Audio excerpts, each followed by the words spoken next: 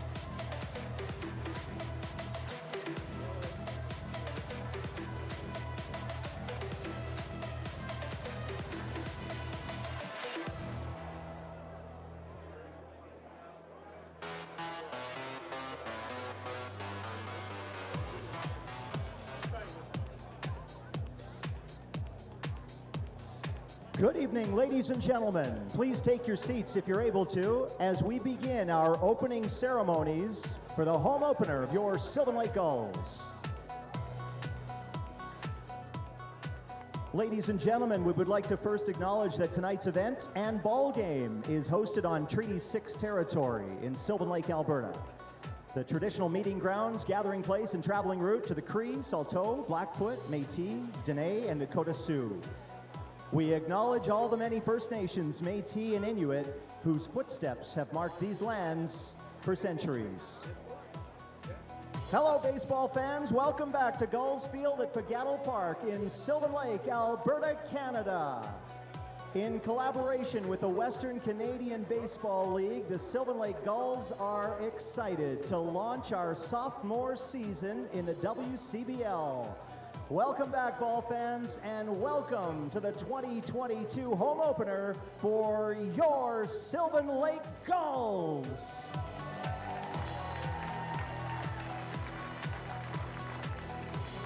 In March 2020, before the world shut down, the Gulls officially launched our franchise. And last year, in June 2021, we began our inaugural season in the WCBL. Thanks to so many of you, our first season was a great success, not only on this ball diamond, but throughout Central Alberta communities as well.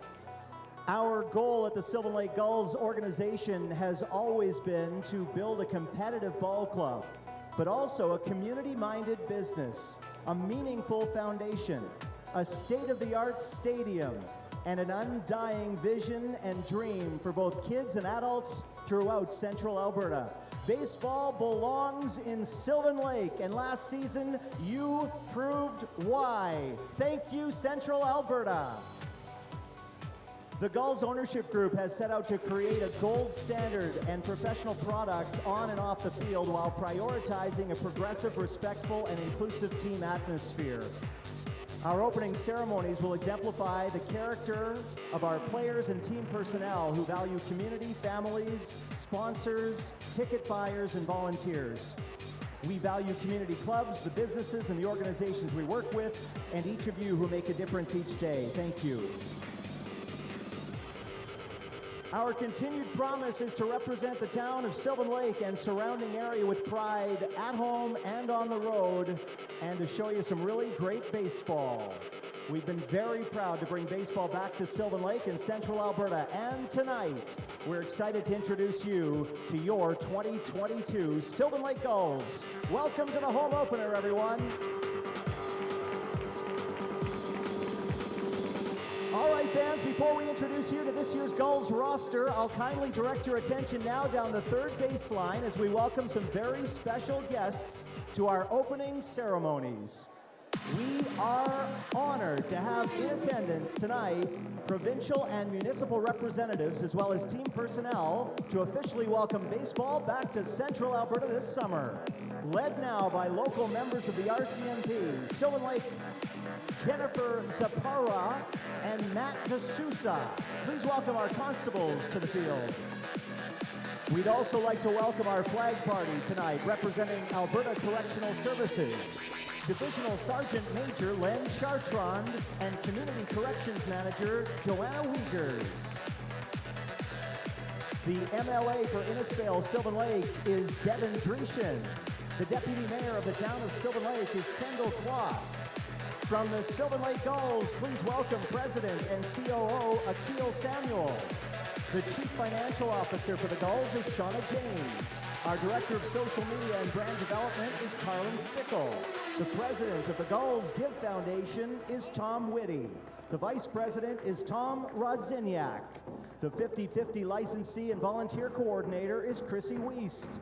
Our directors of the foundation are Karina Nelson and Ron Lebsack, and our incoming coordinator is Marissa Stryker. At this time, we'll welcome members of our Gulls game night personnel as well. My name is Joe Whitbread, your public address announcer, up here in the press box alongside Darren Clark and our online broadcast crew of Jim Claggett and Cale Clark, with a tip of the cap to all of our scorekeepers, food and beverage managers, merchandising staff, security, technical broadcast team, and more. Welcome back to the ballpark. At this time, I'll introduce you to no stranger to the ballpark or the town of Sylvan Lake. Please welcome the game night host of Gulls games, Jared Waldo.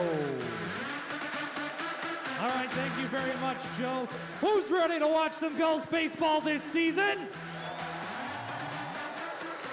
That's right, welcome to Gulls Field at Pogattle Park. We're gonna have a lot of fun. We've got a lot of great surprises. We've got some swag to give away. Morgan and myself and a few of our friends. It's gonna be a great time this season. Before we get started, we want to thank Bill Keltz and Terry Schetzel, two very important people that we want to dedicate this night to. Without them, we're not here. We know how meticulous they would be on making sure these blades of grass are as high as they need to be. We're thinking of you, and we wish you were here. Also, throughout the season, we're going to introduce you to some special friends of ours. These are our crucial diesel Little Leaguers of the game, and tonight we've got Jude Stickland and Tyus Wiegers joining us on the field with our flags. How about a round of applause for our crucial diesel Little Leaguers of the game? Joe? All right, thank you very much, Jared. We're grateful to work alongside so many amazing members of the Gulls game day operations and the crew that put this field back together over a long winter. We're glad to be back at the ballpark, and we're glad you're here too. All right, ladies and gentlemen, at this time, we'd like to introduce you to your 2022 Sylvan Lake Gulls. A freshman from Midland Community College in Texas. He makes his home in Calgary, Alberta. Please welcome number 7, Tyler Boudreau. A freshman from the University of Utah from Calgary, Alberta. Number 5, Jackson Clement. A sophomore from Spokane Falls Community College in Washington State. From Spokane, Washington, number 27, Ryan Cross. A sophomore from Richmond, British Columbia. He attends Spokane Falls Community College in Washington. Number 18, Jake Finkelstein. A sophomore from Colby Community College in Kansas. From Nipawin, Saskatchewan. Number 3, Kyle Freilich. A sophomore from Santa Barbara City College in California. His home is Foster City, Cali. Number 4, Matty Fung. A junior from the University of San Francisco in California. He makes his home in Gilroy, Cali. Number 31, Zach Griffin. A sophomore from Colby Community College in Kansas. From Berea, Ohio. Number 41, Tyler Hampu. A freshman from Dixie State University in Utah. From Riverton, Utah. Number 2, Ethan He. A junior from Niagara University in New York State. From Oakville, Ontario, number 37, Stephen Hospital. A freshman from the University of Mary in North Dakota. From Toronto, Ontario, number 35, Noah Hull. A junior from University of Central Missouri. From Des Moines, Iowa, number 24, Cooper Johnson. A freshman from Ventura College. From Edmonton, Alberta, number 32, Hunter Jones. A freshman from Cal State Bakersfield in California. He hails from Cerritos, California, number 8, Matthew Curata. A freshman from Parkland Community College in Illinois. From Langley, British Columbia, number 28, Jaden Lamotte. A junior from Shorter University in Georgia. He hails from Watrous, Saskatchewan. Number 11, Tyler McWillie. A freshman from the University of Mary in North Dakota. From Eaton, Colorado, number 16, Logan Moser. A freshman from Cal State Bakersfield. From Mission Viejo, California, number 20, Michael Pollard. A freshman from Victoria Golden Tide. From Calgary, Alberta, number 34, Joel Ports. A sophomore from the University of Marion, North Dakota. From Calgary, Alberta, number 12, Ben Prediger. A freshman from Gonzaga University in Washington State. From Palmdale, California, number 26, Ryan Redeman. A sophomore from Dixie State University in Utah. From Las Vegas, Nevada, number 13, Chase Rodriguez. A freshman from the University of Central Missouri. From Lake St. Louis, Missouri, number 14, Jack Shark. A sophomore from Colby Community College in Kansas. From Elnora, Alberta, number 21, Cleary Simpson. A junior from Shorter University in Georgia. From Victoria, BC, number 23, Jesse Simpson. A sophomore from Spokane Falls Community College in Washington State. From Spokane, Washington, number 30, Josh Tucker. And a freshman from Niagara University in New York State, number 25, Nick Veselinovich. Please welcome the coaching and managing team from your Silver Lake Gulls, the head coach, Jason Chatwood. The assistant coach, Matt Hape and Wyatt McKnight. Ladies and gentlemen, your 2022 Sylvan Lake Gulls!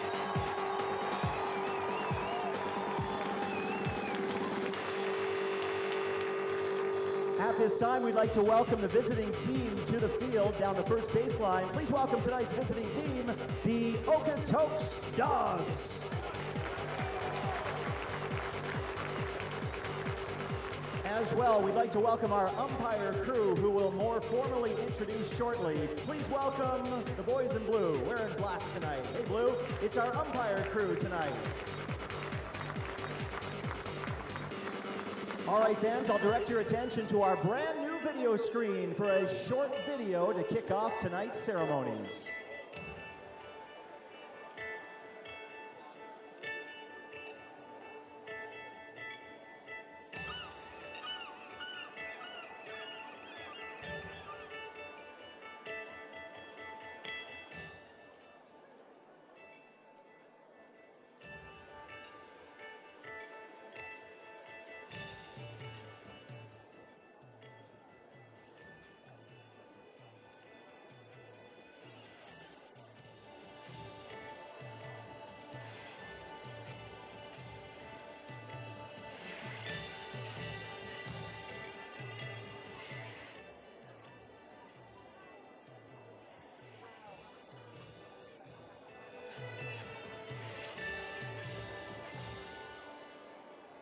Ladies and gentlemen, a few images from the building of our ball club over the last 2 seasons. We're looking forward to building on our legacy. Welcome to the ballpark. We forgot one key member of our team.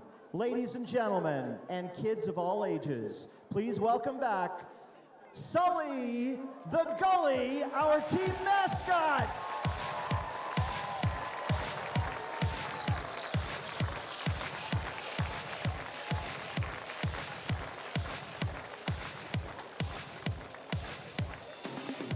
All right, fans, we're moments away from the first pitch for your Sylvan Lake Gulls in 2022, but we've got one more surprise in store, and many of you may have heard the news.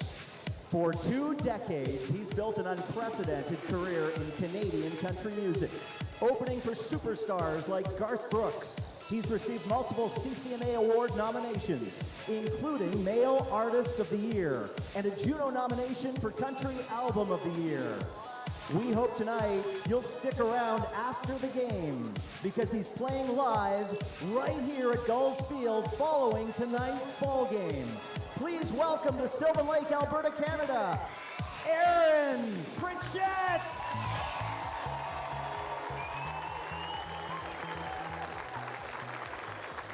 The national anthems at Gulls Field are brought to you by Mobile One Lube Express. At this time, we ask you please rise if you're able. Remove your hats and join our very special guest anthemist, Aaron Pritchett, in the singing of the Star Spangled Banner and O Canada.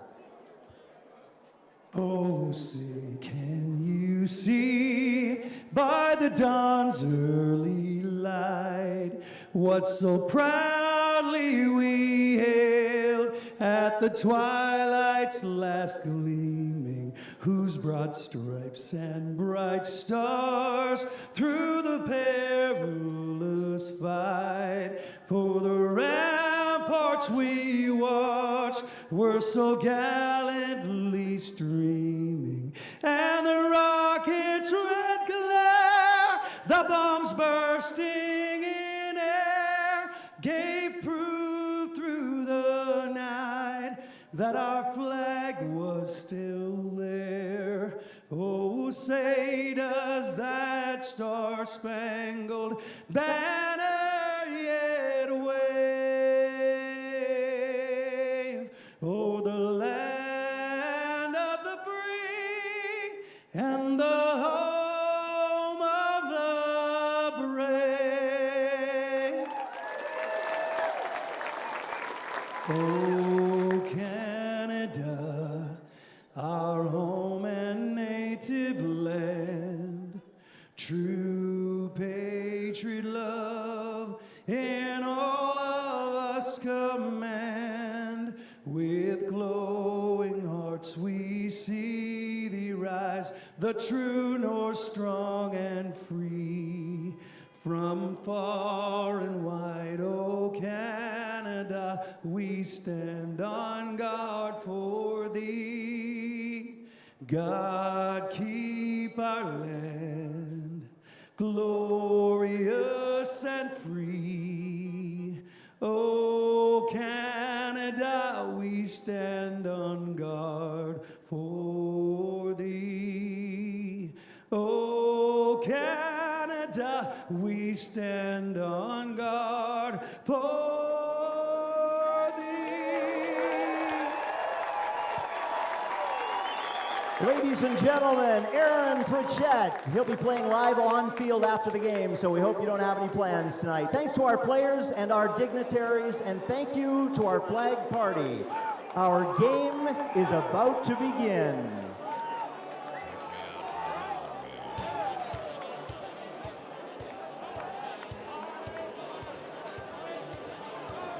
289 days since we last heard the crack of a bat and snap of a ball glove here at Gulls Field. Only this time, peeking in the distance, is a new digital scoreboard, improved beer gardens, concessions fully operating, and box suites ready for fans to get a whole new view on the game. The stage is set. Good evening, ladies and gentlemen, and welcome to the first home game for the Sylvan Lake Gulls in the 2022 regular season. I'm Cale Clark, joined alongside by my broadcast partner Jim Claggett, as the Okotoks Dogs will face off against the Gulls for the second time this year. Great to be back with you, Jim, and nice to see some familiar faces and even some unfamiliar faces as well. That's right. As long as we recognize each other, that's a good start, right? Good start, yeah. So you're right. There are some new faces. We've got 7 returnees from last year, the Canadian kids who stuck it out for the whole year, and that's awesome that they're back again. And then we've got a large contingent of American kids that have come up here. And talking to them down just before the game here, Cale, these guys are pumped to be here. They want to be here. They've heard the stories about Sylvan Lake's support, and they're just happy to be here. And the buzz through that concourse, I know it's an overused phrase, but it was electric. Yes, absolutely. I think you can just say it right now that last year did its job. Yeah. It got things ready for this year, and the hype for this year has been like none other. As we see the Gulls, they're huddled right off of third baseline, just kind of getting a team meeting before we get underway here in Sylvan Lake at Pagattle Park, Gulls Field. Now also with those United States players coming up, that also changes the skill, the caliber of skill in this league. Yeah, and we have to say, last year was our first introduction to WCBL, and we were impressed, and the fans were impressed. I mean, they showed up in droves. They stayed out through a rainstorm and everything else. They battled COVID like everybody else, and we got a season under our belts, and that just teed it up. And so now we've got this year to look forward to. And you're right, the competition level has increased for all the teams, and we know that Okotoks had 2 teams last year, red and black, but the red team was, you know, a bunch of kids in their academy, and they were getting some really, really good experience. But they weren't as competitive as they could have been. They're going to be competitive now because there's some familiar names from a couple of other teams that are playing for that Okotoks team. So I can't wait, and we're going to get this going right away. Yeah, absolutely, as we are going to hand it back over to our PA announcer, Joe Whitman. For the home team tonight, the designated hitter batting first, number 14, Jack Shark. At shortstop, batting second, number 2, Ethan He. In left field, batting third, number 13, Chase Rodriguez. The catcher batting cleanup is number 31, Zach Griffin. At third base, batting fifth, number 8, Matthew Curata. In right field, number 3, Kyle Freilich. At first base, batting seventh, number 35, Noah Hull. At second base, batting eighth, number 21, Cleary Simpson. And the center fielder, rounding out the lineup, number 20, Michael Pollard. Hey, Gulls fans, the starting pitcher on opening night is number 7, Tyler Boudreau.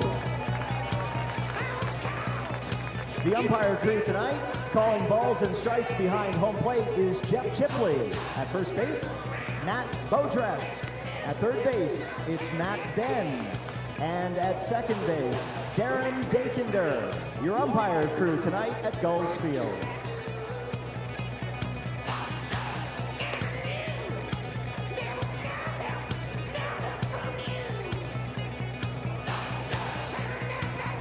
Well, it's a beautiful night to play some baseball, I think, so we might as well. Ty Boudreau is going to take the mound for the first home game of 2022 for the Sylvan Lake Gulls. He is one of the returnees from last year, and we know how well this young man can pitch. And he's pitching to Zach Griffin as his battery mate. And we've got Noah Hull, Cleary Simpson, Ethan He, and Matthew Curata as the infield. We'll get to the outfield in a moment. The first pitch is in and swung on, and that is fouled off by Brendan Luther. And it just drops harmlessly between 3 Gulls players. And strike one is in the books right now. Outfield, Chase Rodriguez in left field, Michael Pollard in center, and Kyle Freilich, another returnee, out in right field. And of course, Cleary Simpson, we all know about Cleary. Clutch Cleary. Clutch Cleary, as we referred to him. Absolutely. So Brendan Luther, you might remember him from the Edmonton Prospects, shortstop there, and he is an excellent ball player, and probably one of the better guys to have as your leadoff hitter. And he takes that pitch in for ball one. So 1-1 to count to Luther as we get this game underway. Well, Boudreau misses just inside. Well, as you were talking, Jim, you know, some players that we are very familiar with from last year, but also familiar with on different teams. And obviously, Brendan Luther being one of them and returning to his normal team. I think maybe he just got traded in the offseason or decided to, you know, yeah. I'm not sure. You know, change sides. It'd be interesting to find out because both these teams were playing last year, and I know we've seen it where if there's teams that weren't playing in the COVID year, that they got on some different teams, and then they stayed with some of those different teams as well. That's right. And Luther grounds that out to shortstop Ethan He. He's up with it and fires over to first base for the first out of 2022. At least the home version of it. Yeah, Ty Boudreau, so far a pretty good start to the season. 7 innings pitched with only allowing 2 runs and having 3 strikeouts in those 7 innings. Absolutely. This is Ryan Dorsett, the right fielder for the Okotoks Dogs. And he swings at that first pitch for strike one. And it's nice to know, or nice to be able to, I should say, just say Okotoks Dogs. Remember, it was Okotoks Red, Okotoks Black. Yeah. It was a tongue twister sometimes for me anyways, last year trying to say colors after the team name. Yeah. What team is that again? Yeah. Good thing they wore their uniforms, you know. Yeah. They're wearing a little bit of both tonight. They're wearing the tie-dye, by the looks of it, you know, jerseys. And I got to say, it's kind of a unique uniform. Unique is a good word for it. 1-1 the count to Ryan Doucette. He fouls that back out of play. 1-2 the count as Boudreau ahead of the hitter, which is something that he really likes to do. And like most pitchers, you like to be ahead because now he can work around the batter right now. He can waste a pitch if he has to, or not waste a pitch.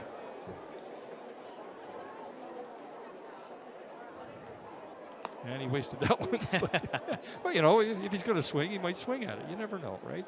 But that evens the count at 2-2. We are just underway. One down here in the top of the first inning.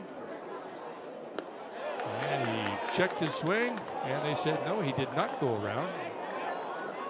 That puts the count at full for the right fielder, Ryan Doucette. And just in case you forget the count, Jim, we finally have a scoreboard now that we can relay to a little bit. I can see it. There you go. That's fouled out of play. That's, you know what, and it's such a nice addition. I mean, and they also have a little miles per hour over there as to what that pitch was, and that was in at 90. And this scoreboard, I mean, just look at it. It's just, oh man, that just adds to, and the signage for the advertisers, the supporters of this franchise that's perfect. And there's a called third strike, the first strikeout of the game for Ty Boudreau. And Ryan Doucette takes a seat, and that brings up another familiar face from. Now, was he with Okotoks? Tyler Tucker Zadunik? Tucker Zadunik. I think he was. I believe he was with the Okotoks Dogs last year. Yeah. There is McCoy Pierce. That's the other Pierce, Edmonton prospect player. He's on deck actually. So this is Tucker Zadunik. He is the center fielder for the Dogs. Yeah, it's always hard to kind of keep it figured out because, you know, like I said, two Okotoks teams, and then you got Edmonton too, and yeah, they're swapping all over the place. And if I remember correctly, I believe Mr. Zadunik has a pretty good batting eye. He was one of the higher ups as far as average went. He takes that pitch for a strike. 1-1 to count to the Dogs center fielder. 2 down here in the top of the first. No score. Ty Boudreau on the mound for the Gulls. And he delivers. And that's low for ball 2. And even late in the season last year, I remember Tucker Zadunik was frustrating the Sylvan Lake Gulls pitchers. He was just phenomenal. He was always, you know, taking it right to the full count and fighting it off every time. He was always doing something, right? Yeah, you know, he's a good player.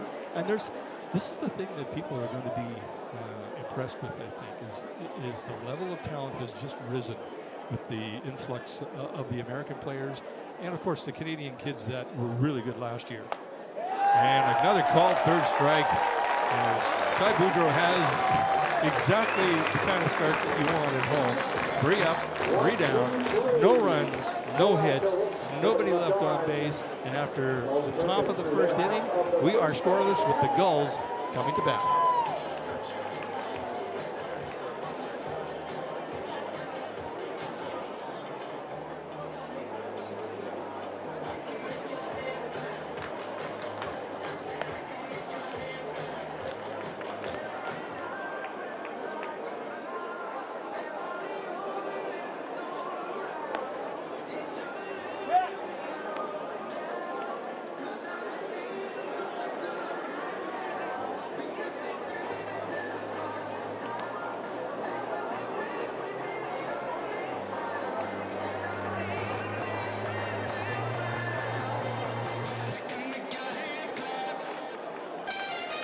Here's the starting lineup for your Okotoks Dogs. Starting in short, number 16, Brendan Luther. At right field, number 36, Ryan Doucette. The center fielders, number 7, Tucker Zadunik. At first base, number 13, McCoy Pierce. At second base, number 8, Ricardo Sanchez. The left fielders, number 39, Noah Geeky.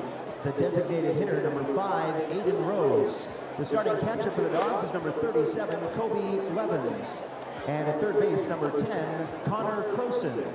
The starting pitcher for the visitors tonight on the mound now, number 18, Ryan McFarland.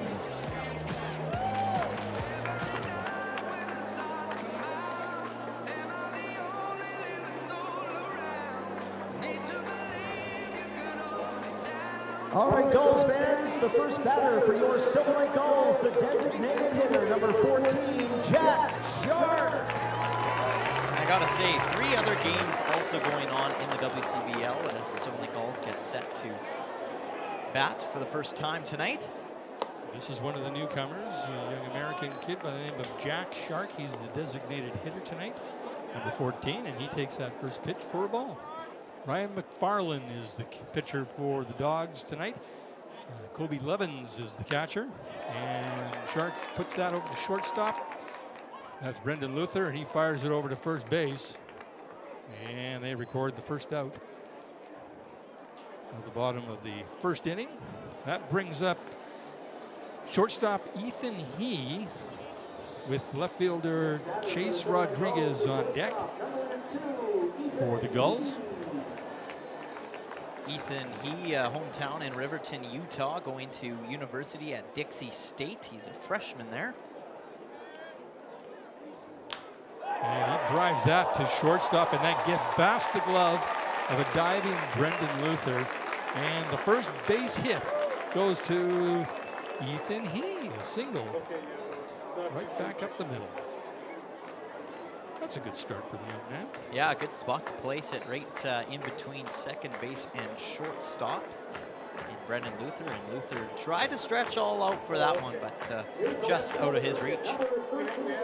This brings up the left fielder, number 13, Chase Rodriguez. Isn't that a baseball name? Oh, eh? absolutely. Gotta love that one. Oh, for sure. Looks like he likes to really get close to that plate as well. And he takes that pitch on the corner for strike one. And as close as he is to the plate, that still beat him outside. Yeah, he's, taking a look, right? See what this guy's got, what McFarland has for him. And he pounds that into the ground. They look to throw the double play, and the pitcher, McFarland, couldn't get over there. And McCoy Pierce had a thought of going to second base, held on to it, went for the easy out at first, and the pitcher hadn't made it to first base yet, so not sure what to score that. It advances Ethan He over to second base. I will give him a single. I guess that's a single. That brings up the catcher, Zach Griffin. 2 men on, 1 out. Bottom of the first inning, Sylvan Lake Gulls against the Okotoks Dogs on a beautiful Wednesday night here in central Alberta. Couldn't ask for better. Oh, unreal. And Zach Griffin is kind of used to this weather, being from California. And he fouls that back up against the screen, and Kobe Levins almost got to that one, made a great effort to get to it, but just couldn't quite get to it. A little equipment malfunction there. Adjustment to the knee pads there. Yeah, they want those protected. Yeah. Poor catchers. Well, he kind of slid into that one a little awkwardly too, kind of Yeah. changed direction by the looks of it. Fooled him a bit over his shoulder. 0-1 to count now to Gulls catcher Zach Griffin, another one of the newcomers. You'll get used to these names, as we will, I hope. And he drives that down to third base, and they're looking to turn 2, 1 over, and they turn the second one, and a double play to end the inning. But the Gulls with a couple of base runners in this bottom of the first inning, so just getting their feet wet, but no runs on 2 hits and 2 men left on base. Well, I guess they wouldn't have been left on base, would they? Because they got put out. Yeah, yeah. So no runs, 2 hits, and nobody left on base. After 1 full inning, we are scoreless and headed to the top of the second inning. I am here between RF1 and the entrance. I want to let you know our 50-50 tickets are on sale right now, presented by Vesta Energy, support the Gulls Gift Foundation. And last season, we contributed a lot of your hard-earned dollars to the Gulls Gift Foundation, and we gave away a lot of that money as well. We want to do that again this season as well. So as you're walking around the ballpark this evening, we've got our lovely volunteers in their black Vesta Energy smocks. You can't miss them. We've also got set up here right by the entrance under the Vesta Energy umbrella. We've got folks who are willing to take your money, and they're magicians like that because they'll try and make it more money at the end of the night. So we will call last call for 50-50 tickets. After the 7th inning stretch, we'll pull a number, at the bottom of the 8th inning, and you could be walking home with lots of money in your pockets just from supporting the Gulls Give Foundation. So make sure you find any one of our lovely ladies here this evening, and they will help you out. Best of Energy and the Gulls Give Foundation.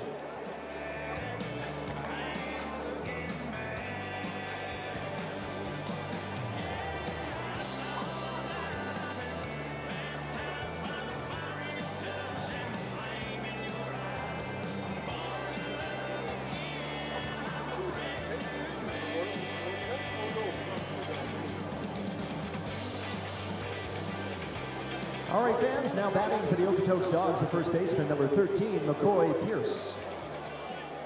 Top of the second inning, Ty Boudreau with 15 pitches in that first inning. A couple of strikeouts. And the first pitch here in the top of the first, or top of the second, to Dogs first baseman McCoy Pierce, another Edmonton prospect who has made his way south, and he makes his way to first base after a solid hit to dead center field. Take a look at that field as well. I mean, to get it back from winter conditions and making it that green, the crew here at Sylvan Lake have done a terrific job yet again to get the field ready and prepared for another Now batting the second baseman, number 8, well-attended Ricardo season. Sanchez. Second baseman Ryan Sanchez steps in to face Boudreau.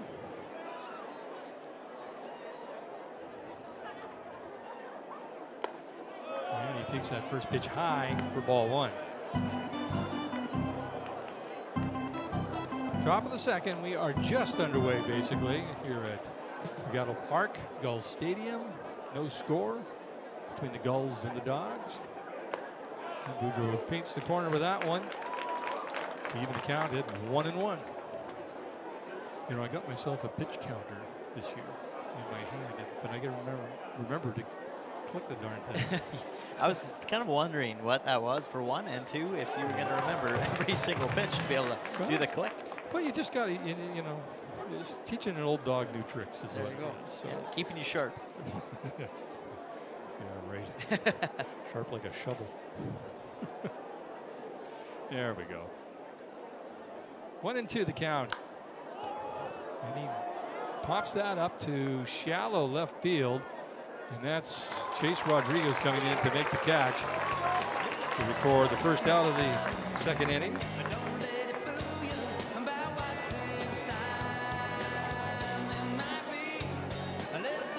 Yeah, just cut under that one a little too much, and you know, good for the shortstop and he to Here's call the it left off, fielder, and number Rodriguez 39, coming underneath Noah to get under Geeky. that, catch it. Left Making fielder, left fielder Noah Geeky steps in to face Boudreau, who throws that one inside for ball 1. McCoy Pierce is the Dogs' runner over at first base, being held on there by the first baseman, Noah Hull. That's popped up. Shallow center field. And that is Ethan He settling underneath it to record the second. Good hustle by Ethan He from shortstop over in behind Cleary. Yep. That's an awkward spot, especially, you know, shortstop. You're running past the second baseman, and it's a little too shallow for center field to get underneath that time. So a good heads up play there by He to get over. And this is the DH, Aiden Rose. 2 down, 1 man on. Top of the second, little off speed. 74 miles an hour after seeing some 90 miles an hour fastballs. He comes in there with the 74 for strike 1. I gotta say, Jim, this is definitely not an easy first home game to play, especially in front of a sold-out crowd, as that one is just wide and into the turf. But Okotoks, to an unbelievable start so far this year, 4-0 to start the season. So they're they're hitting well, and obviously getting the defense also in the game. So it's good to see for them for a good start. Well, they were a good team last year, and the way this league works, 2-1 the count there, is that missed outside. Players come and go Yep. And near the end of the season, they go more than they come here because they're going back to their schools, and they have to go. They have timing. They have to do all their things to get themselves ready for school and whatnot, for classes. And a called strike there, 2-2 on Aiden Rose. So Okotoks lost a lot of players. Yeah, last year. And it unfortunately weakened them. But no slight to Lethbridge. They were full marks for winning the championship last year. But this Okotoks team is a little bit different this year, I think. They're still strong. Yeah. Boudreau delivers, and that is grounded down to third base. He flips it over. That's Matthew Curata. And that ends the inning. No runs, one hit, one man left on base, and we are scoreless heading to the bottom of the second inning.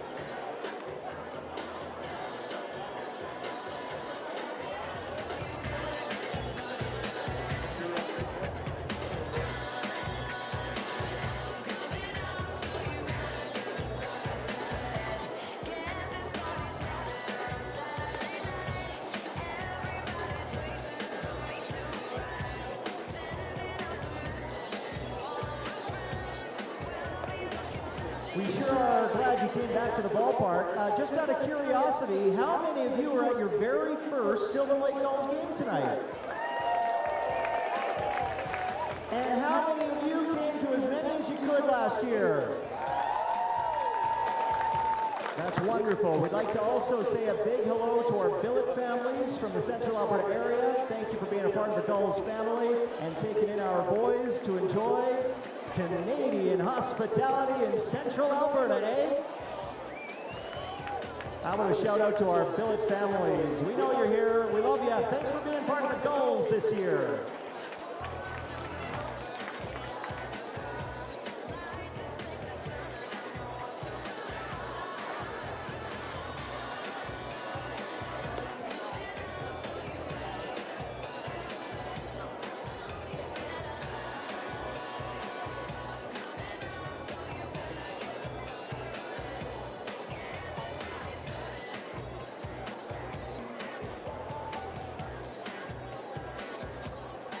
Now batting for your Silver Lake Gulls, the third baseman, number 8, Matthew Curata. Here we go. Bottom of the second inning. Third baseman Matthew Curata will lead things off. Kyle Freilich and Noah Hull will be the next two batters. And the first pitch from Ryan McFarland misses for ball one. 86-mile-an-hour fastball there. And he comes back with a fastball here. Even the count at 1-1 to Matthew Curata. Matthew Curata, this is his 5th at-bat appearance. He's already got 2 hits, 1 run scored, and one of them being a double as well.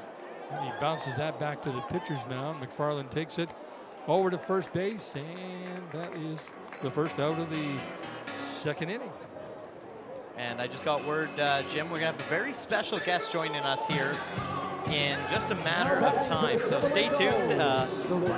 We got some really exciting news coming up for you, and a very exciting guest to share with you here on the broadcast in just a matter of maybe an inning or 2 away. Okay, that's perfect. Now here's a familiar face for Gulls fans.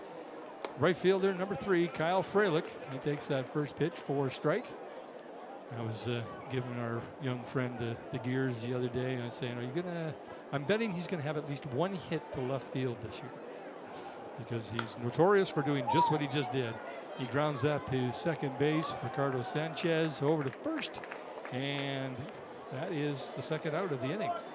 And actually then he corrected me. He said, you know what, Jim? He says, our first game in Lethbridge, my first base hit was to left field. I said, well, I didn't see any evidence of it, so I'm going to have to take your word for it. You should have to watch him, I guess. Here is your first baseman, number 35, Noah Hull. We'll get used to these names. I'm kind of finding my way around here as well. So, and I apologize to the players. I said, if I mess up a name, I'll only do it 1, maybe 2 times. until you tell me differently. Exactly, yeah. 15 at-bat appearances. This will be number 16 for him. He scored 5 runs, and so far 3 hits. Okay. And 3 balls, obviously walks for him. 2-0 the count to first baseman Noah Hull. We are scoreless here in the bottom of the second inning of the first home game of the 2022 WCBL season for the Sylvan Lake Gulls. Called strike on Hull. 2-1 the count. Jeff Chipley is behind home plate. Matt Boudris, Matt Ben, and Daryl Daykinder are the other umpires. And Hull drives this deep to center field, but Tucker Sadunik, who covers a lot of ground out there, hauls it in for the third out. And after 2 complete innings, we are scoreless, no runs, no hits, nobody left on base. We head to the top of the third inning.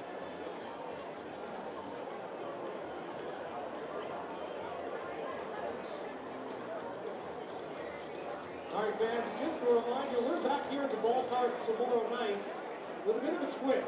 Tomorrow night, your Silver Lake Gulls will be in action as they welcome the Edmonton Prospects, but it's the Edmonton Prospects that will be the home team.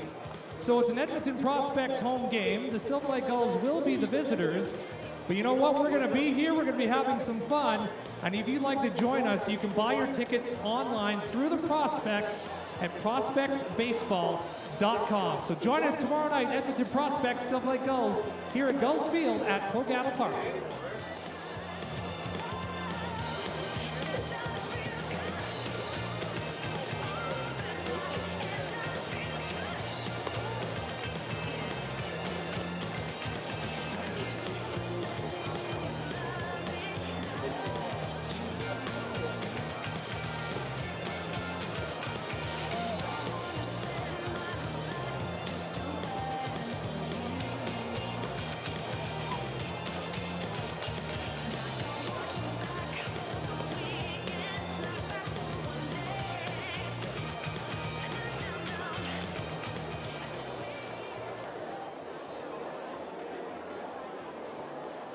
All right, top of the third inning, catcher Kobe Levins leads things off for the Okotoks Dogs, facing the Gulls pitcher Ty Boudreau, who's had 2 clean innings right now. As far as he's concerned, this is probably the start that he was looking for, and he fouls off that first pitch. 0-1 the count now on Levins. Ty Boudreau had a really good start down at Lethbridge as well, if I remember correctly. He's a pitcher, and of course we know his aunt. His aunt used to sit up on the far left side here, and her umbrella and her chair, her lawn chair, she kind of lorded over that side. Well, she's moved over to the right side. I'm not saying it's a political thing going from left to right. Yeah. I'm just saying. And Boudreau misses low and outside for that one. 2-1 the count now to Kobe Levins. No score here in the top of the third inning between the Dogs and the Gulls, and he grounds that to third baseman Matthew Carrata, who fires it over to first, and a little bit of a collision over at first base, but they got the out. Well, Jim, I'm okay. going to have to cut into you here just a quick second here. We have a very, very special guest now joining us here in the broadcast booth, and we have a little bit limited time, so I'm going to try to get him in here as quickly as possible. Multiple CCMA nominations. He's got a #1 hit on Billboard Canada Country Chart with Better When I Do. The one and only, ladies and gentlemen, Mr. Aaron Pritchett. Aaron, thank you so much for joining us today. This is awesome. So we got a celebrity in Game 1, and you got to say you nailed the anthems already, and now you got some singing to do after the game. What can you say about this organization, this field, since you've seen it? First of all, it starts with the ownership group and everybody that works alongside the Gulls, obviously, to make everything happen. And then look at this field. This is unbelievable. Yeah. It's incredible. And obviously the team's going to be a great team this year. I got a good feeling. I'm going to be following the Gulls as much as possible. And it is first class. It's a first class organization. It starts at the top and trickles down to everybody in between, including yourselves. Yeah, no, absolutely. I got to ask you, first off, we had a little single to right field there, and that brings up Connor Croson for the Dogs. But like most entertainers, I'm going to go out on a limb and say you're probably pretty excited that live music is back. You've got to know, 2 years of sitting at home, mowing the lawn, petting dogs that I don't normally pet all the time. Yeah, this is unbelievable to be back. And this summer is probably my second busiest summer in my entire career. Wow. So people are eager to go to shows, and that's my job. That's what I do. I entertain. I want to put on a show. I might not sing the best. I might not play the best, but I try and put on a great show. And especially now with all the restrictions being lifted, I want to get out there and play for as many people as possible and just let them escape from what we've gone through for the last couple of years. And you're a Canadian guy, you're born in BC, and you like doing a lot of local stuff, I've noticed. I mean, just even from word of mouth of me hearing you're doing something for the Black Falls Days, Town of Black Falls Days, and now you're here obviously with the Sylvan Lake Gulls. I mean, what is it about just getting out locally here in Alberta, small towns? Are you a guy that thinks small is important still and just trying to get out to those small communities? I think it's extremely important. Yeah. I think one of the things I want to do is, because I was born in Vancouver but raised in a small town called Kitimat in northern BC. So I'm a small town boy. That's legitimate. So when I want to get out and play every small community that I can, I've got an idea for a tour in the future to do just that across Canada. Not go to all these major centers and just play the small towns. So that's going to probably happen eventually one day.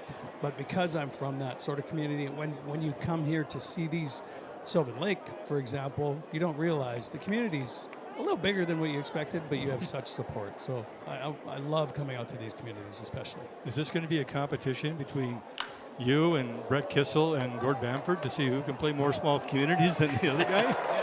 I think so. I think the point for us is just to try and get out there and play as much as we can to make people, like I said, trying to escape from what's happened.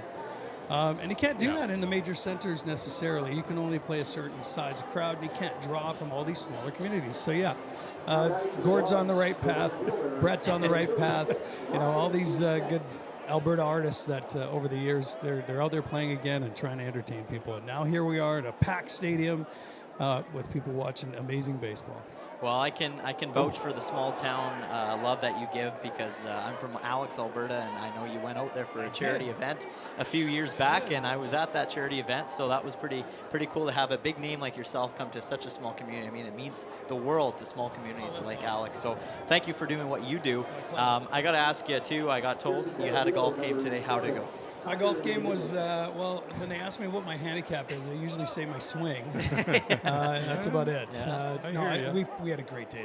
The weather was amazing. My tour manager and my bass player, that's the three of us that are here that are going to be playing later on after the show, we're all really tight. We're a family. We consider ourselves, our entire crew, a family. And to be able to get out and play golf is rare with those guys, so we jumped at the opportunity and couldn't have picked a better day, and the course was awesome. Nice. Yeah, so it was great. A great day all around. Here we are now. I got to ask you, what's your baseball acumen? Are you a follower? Are you just kind of a hanger-on, or where are you at with baseball? No, I definitely follow the Jays. I think they're up 6-1 last I saw, 5-1 recently. So I followed the Jays. I try and keep up with every sport, but hockey definitely is my major sport my entire life. But I played baseball as a kid. Okay. And I think I played every position. Then they finally just said, you know what? Just go get some water. Go get us some water. We've run out of positions. Sing us a tune. Yeah. Oh, no, that's great. Well, Aaron, we don't want to take any more time up from you. So we, again, appreciate you coming up here in the broadcast booth. My pleasure. And thanks for doing what you do here in the small communities. Thanks, Thank Aaron. you guys, too. Take care, man. All right. Okay, and while we were chatting with this man, I mean, I would say young man because everybody's young compared to me, so we are still scoreless here in the top of the third inning, but we've got runners on first and second after a single and then a hit by pitch, and Mr. Boudreau's having a little bit of a struggle right now, but he's going to work himself out of this, I got a feeling. So we got 2 outs here in the top of the third inning with 2 men on, and that is well hit into center field, and that's going to score the first run of the game for the Dogs as Michael Pollard just fumbles it a little bit, and that allows Ryan Doucette to get to third base. And Brendan Luther scored on that base hit. by Tucker Zadunik. Yeah, just I think right now for the Sylvan Lake Gulls, you just got to settle it down. I think you're, maybe getting a little ahead of yourselves, just trying to, go back to the basics and just focus one out at a time going forward from here on out. And like you said, maybe Boudreaux just, maybe the summer suns or the heat starting to get to him a little bit. But yeah, you know what? These pitchers have been through these situations before, and it'll be interesting to see how he settles himself back down. Fires that pitch in for a ball inside. This is McCoy Pierce, first baseman for the Dogs. He singled back in the second inning. There he is in the top of the third, facing Ty Boudreaux. And he takes that deep to left field. That is Chase Rodriguez chasing it down and making the catch. But the damage was done with the base hit by Tucker Zadunik. And after 2.5, the Okotoks Dogs with a 1-0 lead on the Sylvan Lake Gulls. They are coming to bat in the bottom of the third inning. Clary Simpson, Michael Pollard, and Jack Shark will be your batters. We'll see you at the bottom of the third. All right, Joe, we're down here in section MS1. Around some of my friends from the promo crew, say hi to Morgan and Lauren. And you know the Dirty Bird. We got Sully here, Sully the Deli. And of course, this being opening night, we want to send some folks home with a little bit extra. So our friends at Earthboat Energy Services have given us some swag to the loudest fans here. Turn on the ballpark! Who wants it? Come on! Nice try, Sully. We got more. There it is. Drop it down. One more. We got a pair of shades. Earthboat Energy Services. Thank you very much. Hey, we'll be around all season long. Lots of swag, lots of giveaways. We got a little something coming up brand new. At the bottom of the next inning. You want to see it. Stick around.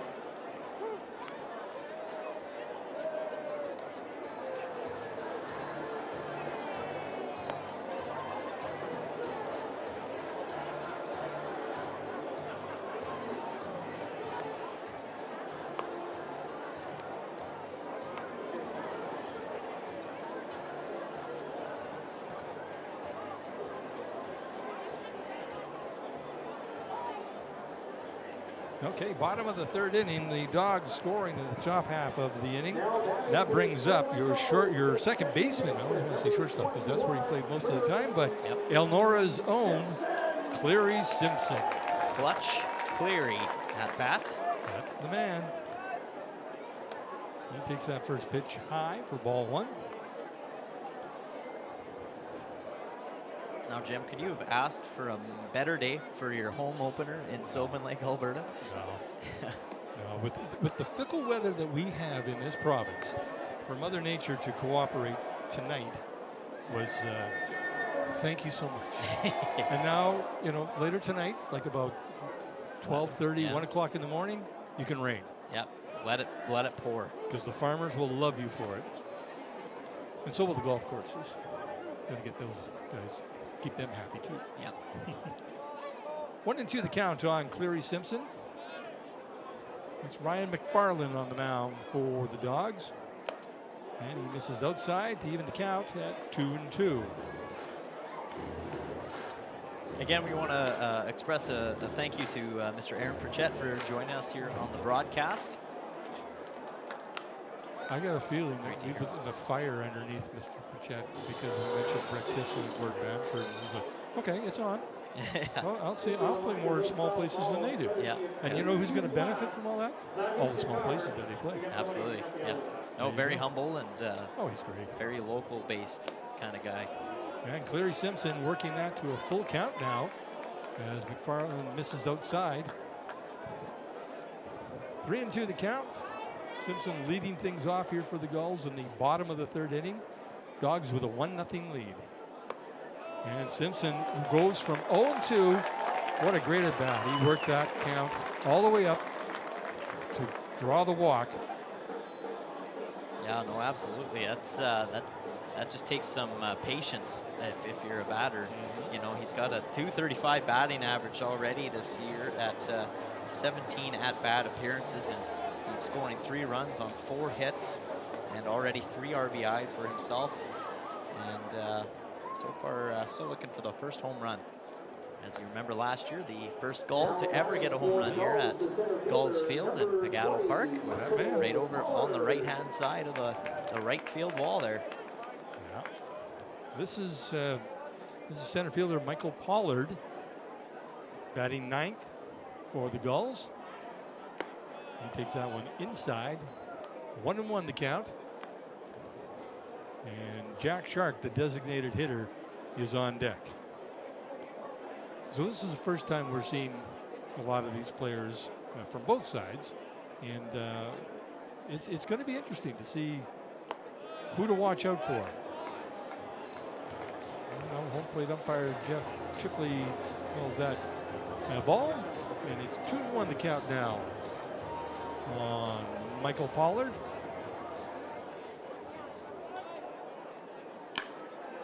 And he lifts that into left center, and that is Tucker Zadunik settling underneath it for the first out. That brings up Jack Shark, who grounded out to short his first time up.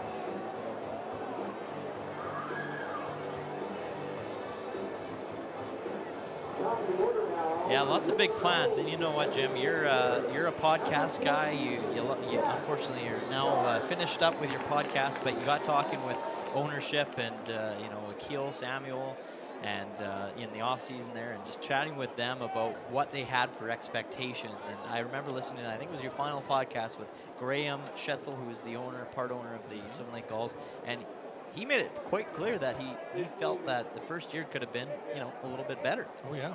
Oh, absolutely. And you know what? Here's the thing, and this is the feeling you and I both know, and that we both get from anybody around here, is they don't want to do things second best. Yeah, yeah. They want to give you the full experience. Well, tonight, this opening ceremony, you know, it was perfect. Aaron Pritchett, that's a great touch. The buzz, like I said, in the concourse, was just what's the word, palpable. Yeah. You could just feel it. It was like a wave. But people were just excited to be here. It's just great to see. Well, it's cool to see the facility come a long way too itself. Yeah. I mean, we have a finished broadcast booth up here, and the whole upstairs, the suites are all filled too with you know, companies and things like that, and bathrooms are all installed now. I remember that's popped up to right field, and that will be easily brought in by Doucette. Cleary Simpson kept an eye on that one just in case it dropped in. He was halfway to second base, but that brings up Ethan He, the shortstop, who had a single in the first inning off of McFarland. 1-0 Dogs lead here in the bottom of the third inning. You know, they even have a cilantro and chive little hut and I saw that. beer garden kind of type. I think you said it's Caesars over there. Yeah, which is a real Canadian thing. yeah, Down in the States, with the Bloody Marys. yeah. That's what they call them. Yeah, Here we call them Caesars. Yeah, and if you've had cilantro and chive Caesar, you know how good those are. Absolutely. Well, Ethan He swings at that first pitch from McFarland, and strike one is the call. He takes a peek over to first with getting Simpson back. He's got a little bit of a lead.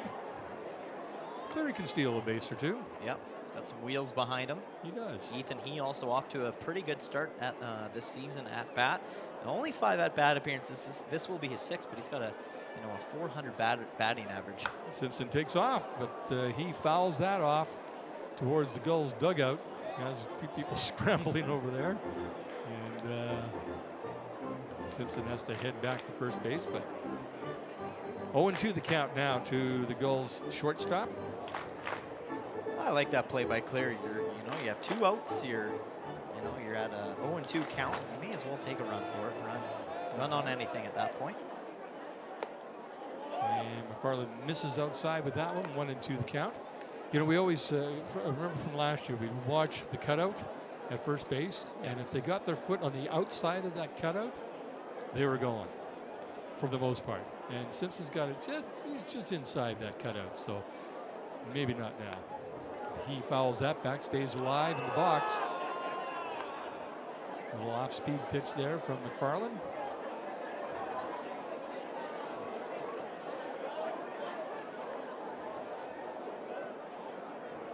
Just a great night. I can't get over just how this is, and the wind is down. You know, it's not blowing everybody around kind of Yeah. thing. And Sold out crowd. sold out crowd. You just got to love the atmosphere here. If you don't, you don't like baseball. And Simpson takes off and steals second base.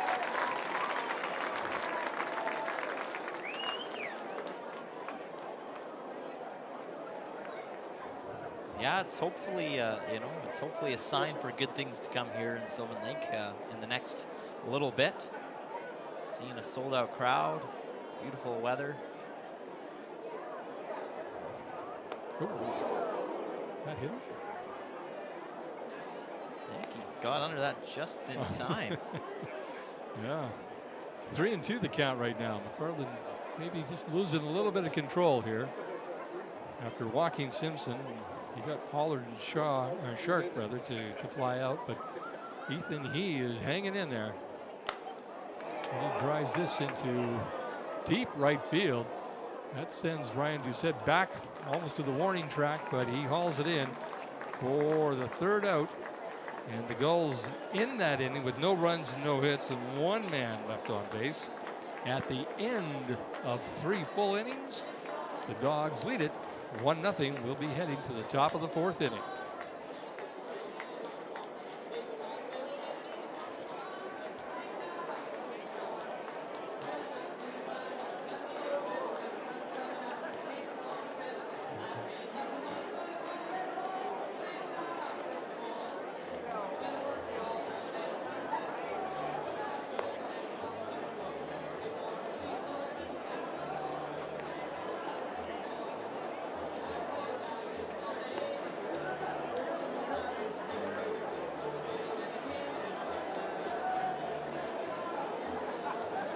If we are curious where you came from tonight, how many of you traveled from, say, right here, Alberta? Clap your hands.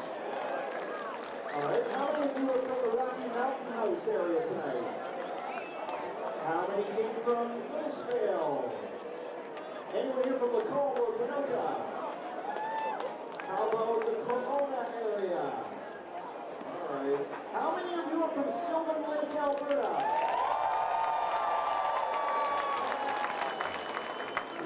So, you look great. Thanks for joining us from all over Central Alberta, even if you came as far from Edmonton or Calgary or even Okotoks. We're glad you're with us tonight and for the season. We're looking forward to it and hope you are too.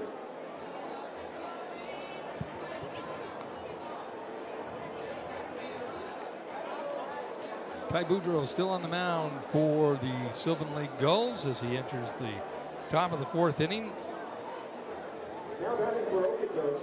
This is the second baseman, Ricardo Sanchez. He flew out to left field his first time up. And that pitch misses inside for ball 1.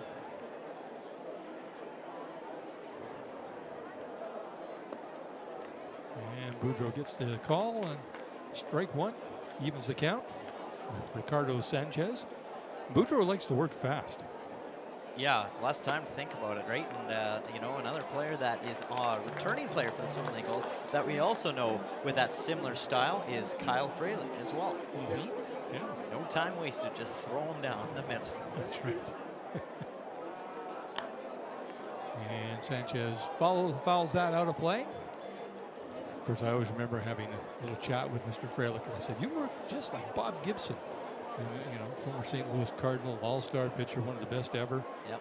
And I looked at him and I thought, I should maybe tell him, explain to him who Bob Gibson is. Like, Yeah. You know who Bob Gibson is? He goes, yeah, I play Xbox. Yeah. So I love relating that story. He's probably thinking, Jim, just drop it. Grounded down to third base, and Matthew Corrado with the long throw across the diamond, and a great play over by first base by Noah Hull.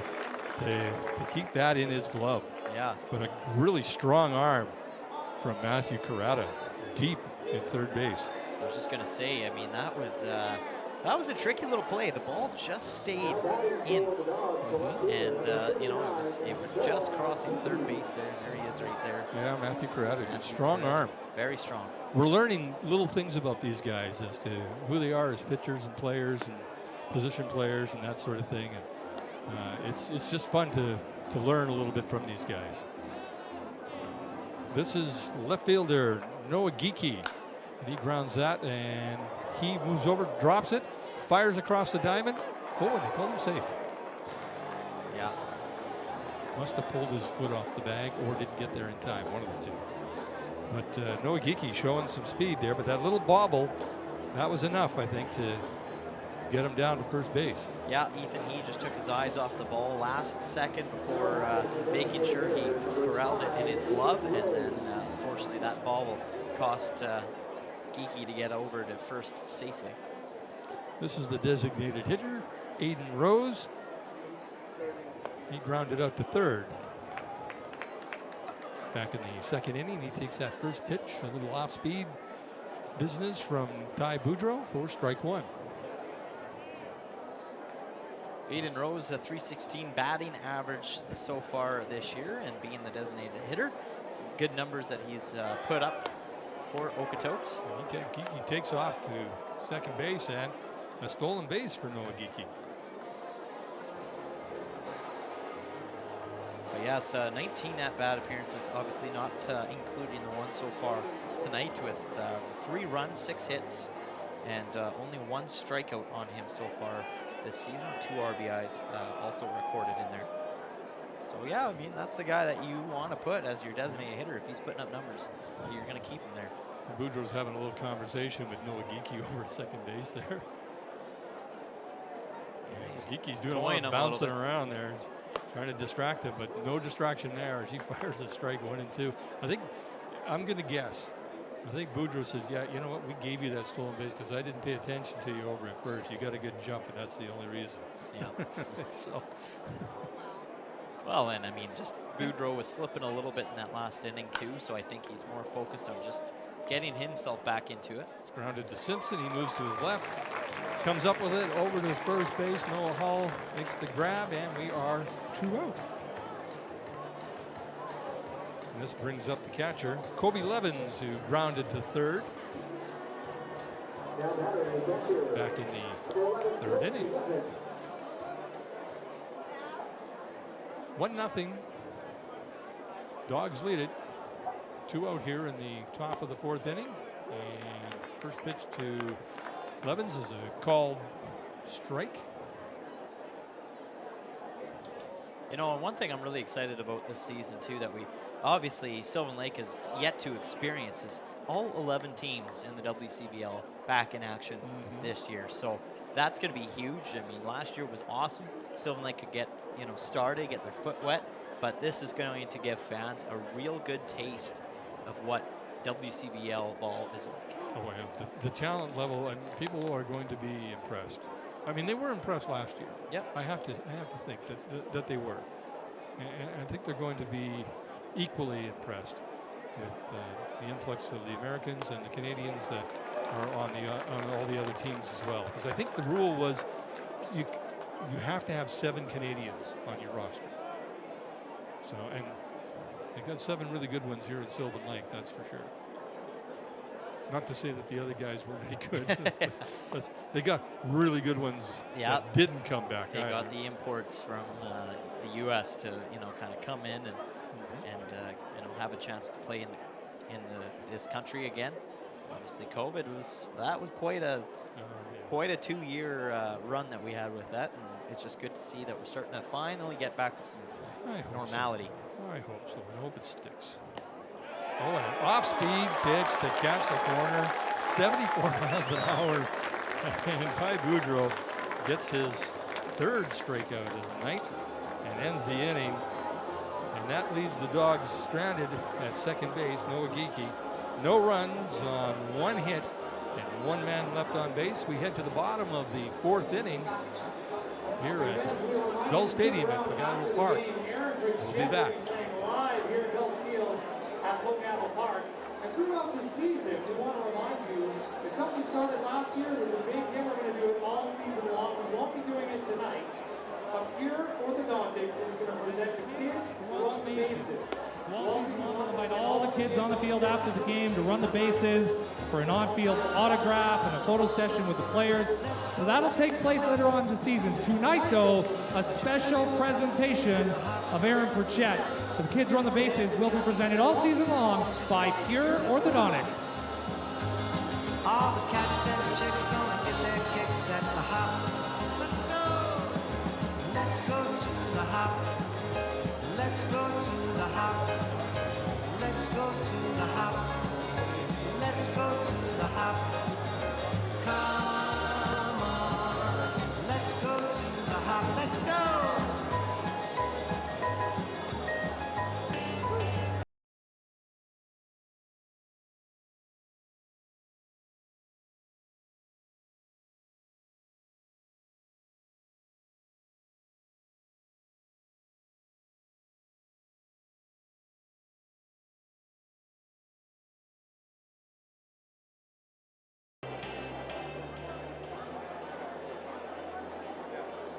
Bottom of the fourth inning, you're watching on Home Team Live. The WCBL, Sylvan Lake Gulls and Okotoks Dogs. Action continues here at Gulls Field in Sylvan Lake as we have Chase Rodriguez, the left fielder.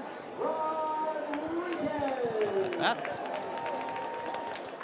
Ryan McFarland still on the mound for the Okotoks Dogs as Rodriguez tries to lay one down, and oh, wait a minute, they called him out. Yep. Did he step on the plate? Oh, and Coach Chatwood is coming in to get an explanation from home plate umpire Jeff Chipley as to what exactly went on there. And second base ump Matt Ben is coming in to be part of the discussion. Oh, he's just escorting Mr. Rodriguez away from the plate. Well, our first coach discussion with the ump here at Sylvan Lake. I'll tell you, if there's somebody that knows the rules, it's Mr. Chatwood. Yeah. He's been surrounded by this game forever, and he's at least done his due diligence of being a good player and or coach by knowing the rules and being able to at least have a discussion. But he didn't win this one, so I'm not sure what you score that as. An out. I'm not sure. Yeah, an out. That's all it is. An out. But to be I'll have to look that up. actually accurate with the call. Yeah. I'll put a question mark That's there. a question mark. This brings up the catcher, Zach Griffin. He grounded out to second to end the first inning. The Gulls need to get their bats going now. This is second time around through the order. Seeing McFarland, so they should maybe have picked up something. I'm sure they talked to each other on the bench, saying, "Okay, this is what this looks like. This is what this pitch looks like," and whatever they saw. 1-1 the count to Griffin. He takes that pitch inside, a little off speed. 2-1 the count now. And as I was saying earlier, 3 other games going on in the lead. The Fort McMurray Giants are playing the Brooks Bombers tonight. 4-2 Giants, top of the fourth. And strike 2 to Griffin. Speaking of Brooks, congratulations to the Brooks Bandits. Yes, yeah. Wow, what a powerhouse hockey team that is. I watched the first period of that game and I thought, how is it they're not winning? Back-to-back champs, and I remember when I was in the AJHL a couple of years ago calling for the Whitecourt Wolverines. Brooks, they've just been so solid for so many years that they come to town and they're whooping you 10-1. You know what I mean? It was almost unfair at how good of a hockey club they have built up over the years and been consistently good as well. And back-to-back champs, obviously, with that win this year. Third baseman Matthew Carrata steps in to face McFarland. He takes that first pitch for a strike. They just, I remember the first game, their exhibition game against Black Falls, they won 17-0. I thought, oh my. Yeah, here we go. What is this team going to be? A big swing and a miss there from Carrata, who's been busy over at third base. Yep, big arm that we know from seeing earlier. He bounced it back to the pitcher's mound back in the second inning. And just speaking of Central Alberta, new acquisitions, Black Falls Bulldogs too had their first season there last winter, and as you were saying, being defeated by the Brooks Band at 17-0. But I think overall, the Black Falls Bulldogs coming to Central Alberta was really good for them. And I think they had a successful season, and both them and the Gulls kind of seem to partner with each other in the off seasons and help each other out, and giving each other big name mentions and credit. And a shot there of Ryan McFarland, who got the called third strike on there. Kyle Frelick with a weak bouncer back to the mound, and the catcher picks that up and fires it over to first base. That was Kobe Levens firing it over to McCoy Pierce. And Kyle Frelick is called out over at first base. And that brings a close to the bottom of the fourth inning. The Gulls with no runs on no hits of one man left on base. After 4 complete, the Dogs with a 1-0 lead over your Sylvan Lake Gulls. We'll be back with the top of the 5th after this. All right. It's Jared down here at ground level. And out there in the field, as you can see, we've got Morgan from our promo crew. And we've got tonight's contestant. It's our deputy mayor, Kendall Kloss, is going to be competing tonight. Now what's going to happen is we're going to have a little competition. Mr. Kloss has been training all day. Rumor has it he ran here all the way from council chambers. Ladies and gentlemen, I want to introduce tonight's man of the hour. Give it up for Snapman!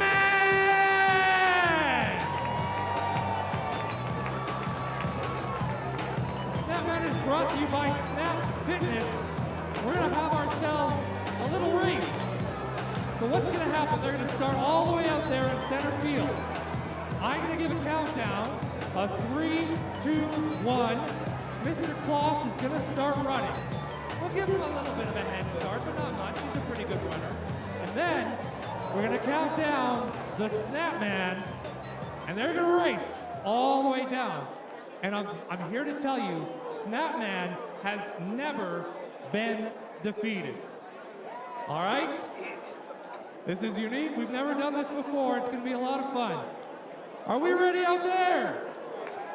Fans, are you ready? All right, we'll count it down in 3, 2, 1, go!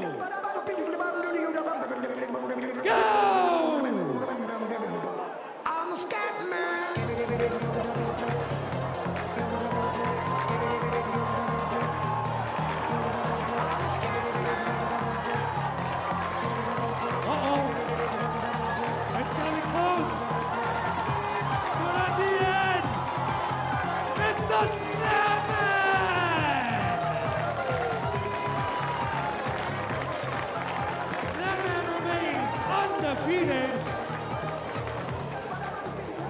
Snapman, hey folks, every home game this season. So I'm telling you right now. Well, that was neat. That was entertaining. Snapman runs from center field, and they give the other guy, I think he's with the city or the town of Sylvan. That was the mayor. Oh, that's the mayor? That was the mayor. Oh, okay. Or a counselor maybe. Maybe, yeah. I didn't quite catch it, but anyways, that was Okay. one of the council members. Anyways, He was filling in actually for Gulls owner Graham Schetzel, who said he pulled a hamstring. I saw him walking around the concourse. He looked pretty good. I would probably, if it's not true, I would probably fake an injury myself. Wow. Knowing Snap Fitness man is that fast. He's pretty good. Yeah, that was fun to watch. We haven't ever done anything like that here at Gulls Field, so to be able to see something like that, you see, I mean, I've only seen it on TV at other Major League Baseball games, and it's a cool idea. I love it. Well, Milwaukee, they do the brat race, right? They got all the hot dogs running. Right. Yeah. 0-2, well, 1-2 now. The count to third baseman Connor Croson with the Dogs. Ty Boudreau on the mound. Here in the 5th inning, 1-0 Dogs lead it over the Sylvan Lake Gulls. Little off-speed pitch and way ahead of it with Croson. Fouls it off down the third baseline. Looked like a curveball going in towards 62 miles an hour. That's when you drop down from 90 or even the high 80s. 62 is a slow pitch. It's painful. I'm not sure even I could hit. Well, I would not be able to hit no, 62. 62. No, I'd be whiffing too. Yeah. So I'll be honest. I would be closing my eyes and hope it hit the bat. Yeah, exactly. I did that when I played fastball. The former premier of Manitoba, Brian Pallister, was a fastball pitcher, and he's 6'5", 6'6". That's grounded down to Karada at third base. He scoops it up. Oh, and a little wide on the throw. Noah Hall almost had it in his glove, but it was knocked out as Croson made his way down to first base. So that is, I'm going to say, a throwing error. Yeah. Karada. And unfortunately with that throw too, it was right to where Croson was running. So I think if Croson wasn't there at the exact same time, I think Hall would have brought it in. But could tag them out. Just unfortunate timing and circumstance for the Sylvan Lake Gulls. And a swing and a miss there for Brendan Luther, the leadoff hitter, who reached on the fielder's choice in the 3rd inning and grounded out to short in the 1st inning. Yeah, 524 batting average too this season. As we know, he knows how to bat and get on base. And swing and a miss there, 0-2 count. So as I was saying, Pallister, fastball, he jumps off the mound. And from 45 feet, he's on now 35 away. And he's throwing at 95 plus. Well, I was swinging before as he wound up and just hoped that it hit my bat. Well, so, did you hit it? The ball hit my bat. Let's put it down. Oh, okay. And this is lifted into shallow left field and is going to drop in front of Chase Rodriguez. And Brendan Luther has himself a base hit and moves Connor Croson over to second base. So a bit of a rough start here in the top of the 5th inning for Ty Boudreau. And I'm not going to lie to you, a little surprised to have yet to see any action in either bullpen for both teams. I mean, we're at that 5-inning mark where you might start to see some kind of action going on in there.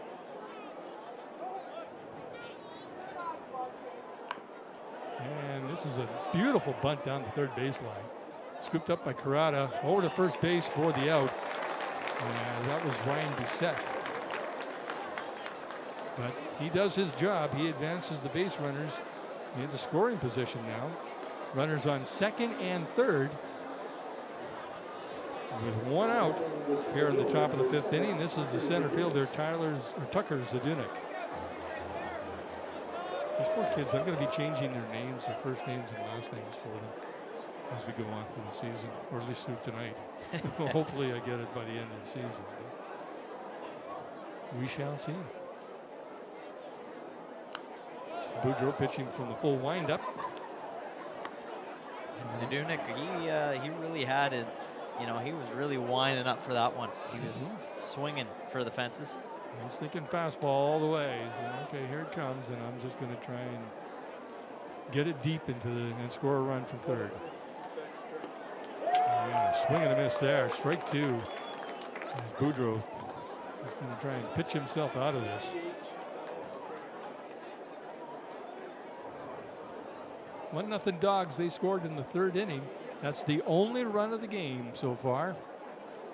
A bit of a pitcher's duel between Boudreau and McFarland, and this is lifted into foul territory. Karada giving chase, and that's just going to fall into the bullpen. The count remains at 0-2.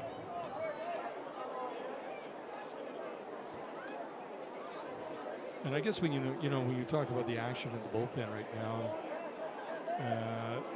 with these two pitchers doing what they're doing right now, I think both managers are looking to say, you know what, let's just let them go. Yep. No, absolutely. You got to give credit to both Ty Boudreau and McFarland. They definitely have been doing their job, only allowing 1 run so far, and 4 hits for the Okotoks Dogs and only 2 hits for the Gulls. That's drilled down to first base. Noah Hull holding the runner at third and stepping on first base to record the out. A good, smart heads-up play by Noah Hull for the second out. Yeah, big time. I mean, it could be probably, you know, these guys have experience, obviously more experience than an average guy like myself. But, you know, your instinct would probably just to grab that ball and run back to first. But he, you know, he took a quick second or two to just double check and make sure that the runner on third, Connor Crowson, was not going to be advancing. And it helped that it was hit so hard. It got to him really quick and really didn't give the third runner on third a chance to get in. But he's going to get in now. He's going to score 2 runs with this one. And he does. He cashes in. That is McCoy Pierce with a 2-run single, scoring Brendan Luther and Connor Crowson. So with 2 out, the Dogs strike for 2 runs and move their lead up to 3-0 here in the top of the 5th inning.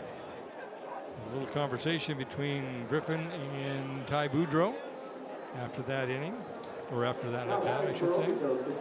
This brings up the second baseman, Ricardo Sanchez. He's flied out to left and grounded out to third base. Boudreau comes into that first pitch and low for a ball.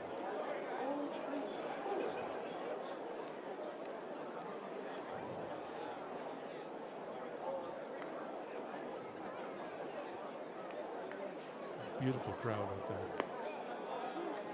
Yeah, neighbors to our east and to our west. It's kind of different for us to see, obviously, being up here.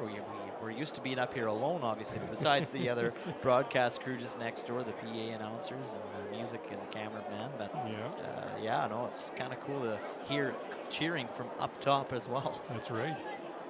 And conversations. Yeah. We should let them know that we can't hear them. That is fouled hard into the bullpen by Sanchez. 2-1 the count now on the Dogs' second baseman. 3-0.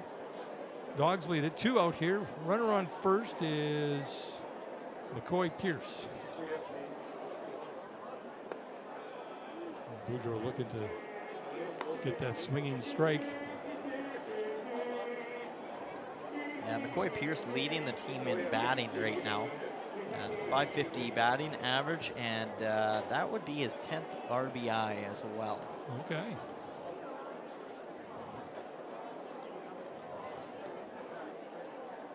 And Boudreau in the strike zone, but that's fouled off by Sanchez to stay alive. 3-2 the count now on the Dogs' second baseman.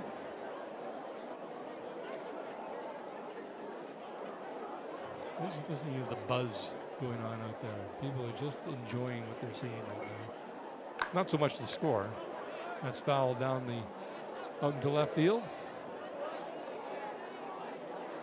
Yeah, Sylvan Lake, you know, definitely going to have to start providing some offense when they get back to the sticks. Yep, they do. See if they can finally crack the pitcher in Ryan McFarland. That's inside. And a walk to Sanchez. That moves McCoy Pierce over to second base. Yep. And that brings up the left fielder Noah Geekie, who singled and stole a base back in the 4th inning. A little conversation as the pitching coach. We haven't had a pitching coach. We didn't have a pitching coach last year, did we? No, we sure did not. No, and he's who's now? I told you he's from Montana. Montana. I think. We got to learn all these names and where they're from and that sort of thing. But we will eventually. We'll pass those along to you. But a little mound visit wonder if they do the game again, or they wait for the umpire to get out there and then they all end their meeting. Yeah, that would be not surprising by any means.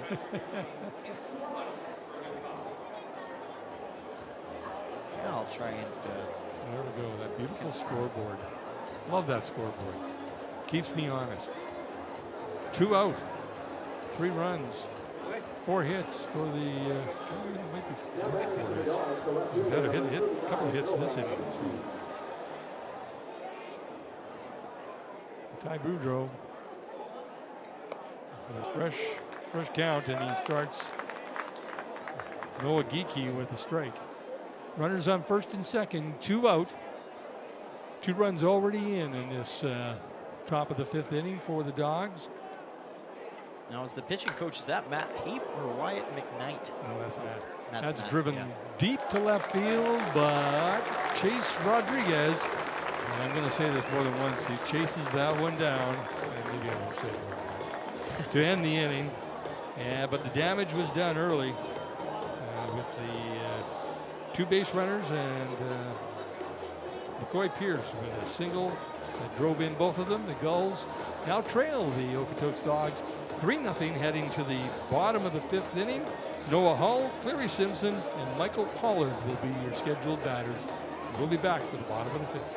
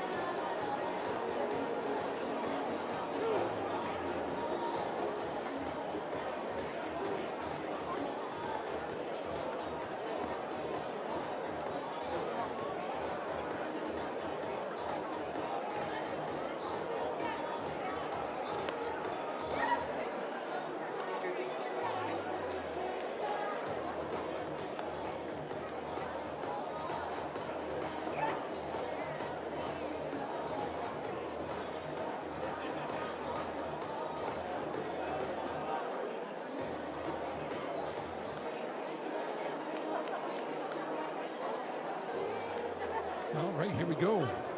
Bottom of the 5th inning. Noah Hull, the first baseman, will lead things off for the Gulls, followed by Cleary Simpson and Michael Pollard, the center fielder. And Hull rips that down first base. McCoy Pierce flips it over to McFarland, and he makes the play. This time he gets over there in time and makes the play over at first base.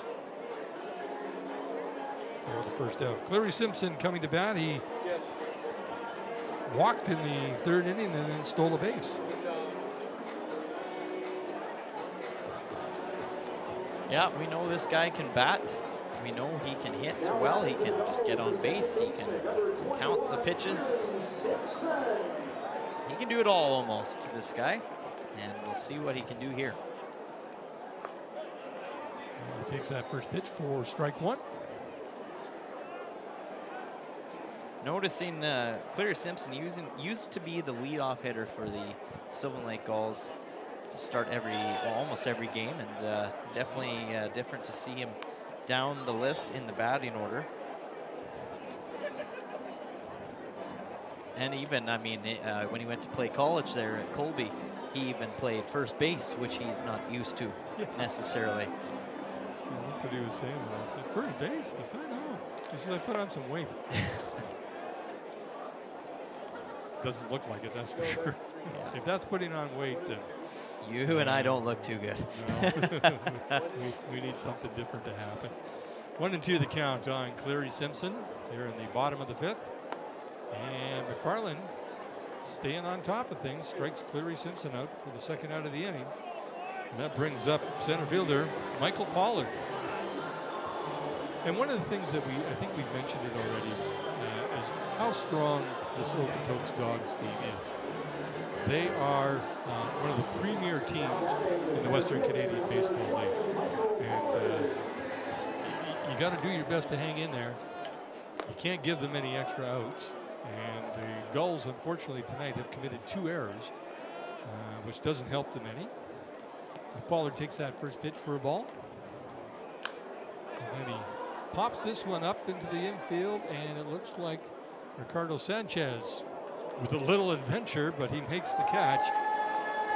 And that's the end of the inning. And for the Gulls, no runs, no hits, and nobody left on base. And we are headed to the top of the 6th inning. This game is just moving right along, but the Gulls need to get something going soon here. And Ty Boudreau is coming back out for the top of the 6th inning. We'll be back with that after this.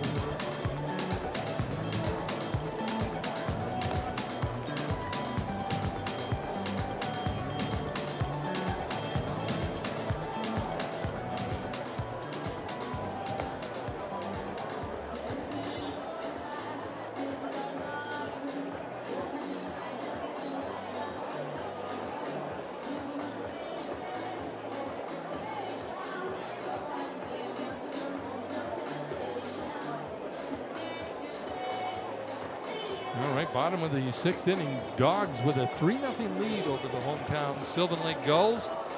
Noah Geekie, Aiden Rose, and Kobe Levins are the scheduled batters for the Dogs here, facing Ty Boudreau, who sends first pitch to shortstop Ethan He for the first out of the inning. Now that's how you want to start it, knowing that the last couple innings have not been going your way. And definitely a great grab there in shallow left field. That 5th inning, Ty Boudreau had 18 pitches. 18 pitches. Yeah, that's enough for one inning. He's at 69 for the game. Well, 71 now. See, this is low for ball 1. This is designated hitter Aiden Rose, 0 for 2 right now. A couple of ground outs to third base and second base. I think this is Kobe Levins, if I'm not mistaken, Jim. Where did Aiden Rose go? Is that not the fly out there? Actually, this is number 11. This is a whole different player that we have yet to see. Oh, they substituted a player on us. Yeah, they did, and he takes that one deep with foul. Don't hit my truck. Okay, just saying. We're gonna have to look into it a little bit here. That might be. I don't have it on my roster. No, he's not on the roster either. Well, he's not on our roster. On our roster. But these rosters are a changing thing, and I think what happened here? All of a sudden, he's on first base, whoever he is. Well, we apologize. Even online here, it doesn't have it updated for a number 11 online. So the no name, the unknown on first right now. So we'll try to get that for you right away here.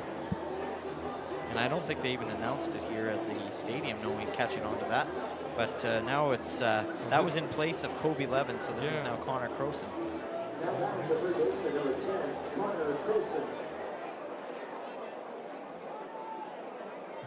I missed a note in the last inning, and Croson drills that into right field. Kyle Frelick comes up with it throwing, and he fires it over to third base a little wide, but nobody was advancing on that one. But a base hit there for Connor Croson.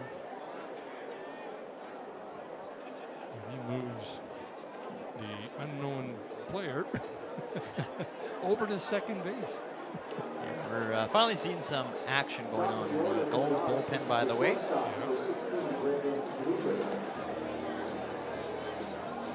Sure, Ty Boudreau's night is coming to a nearing to an end, I should say. He's in there for strike one. This is Brendan Luther.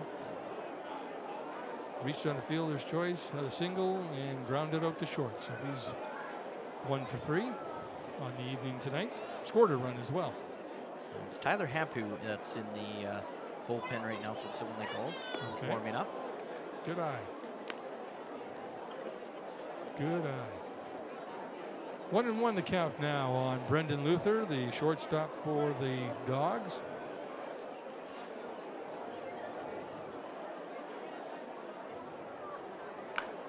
He dribbles that down to third base.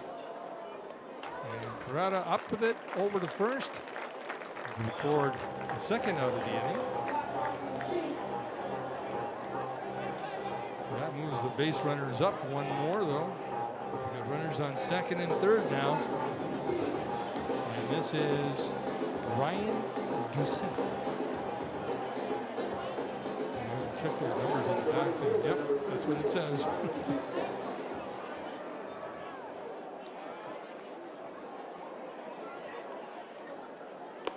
And swing and a miss there for Doucette.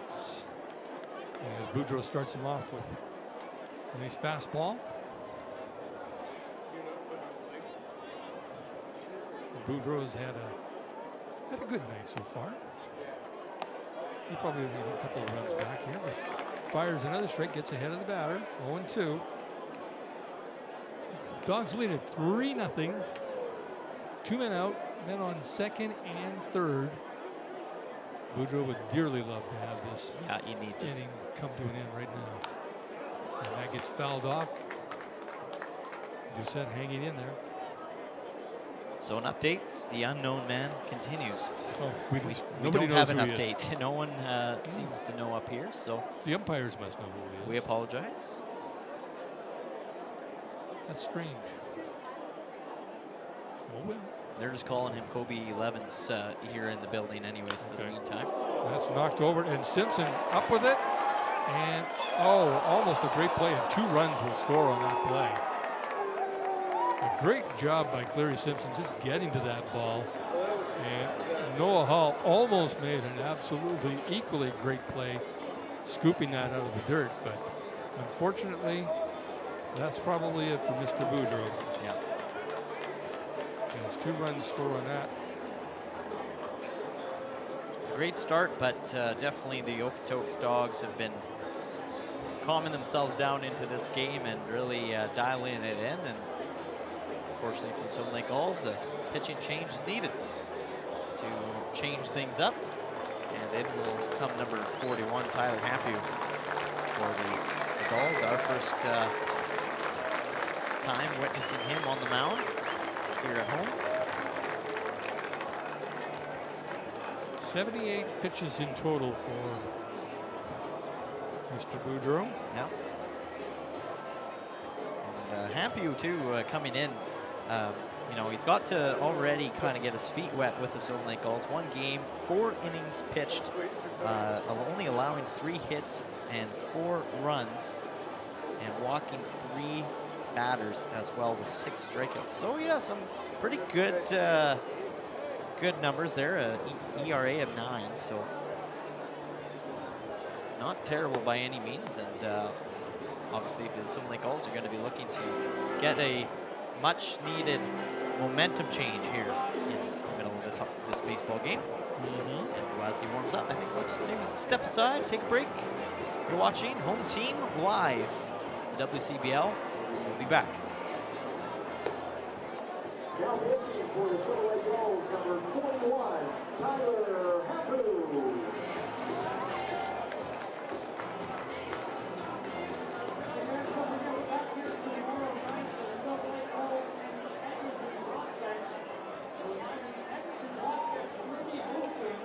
Here at Gulls Field at Coconut Park.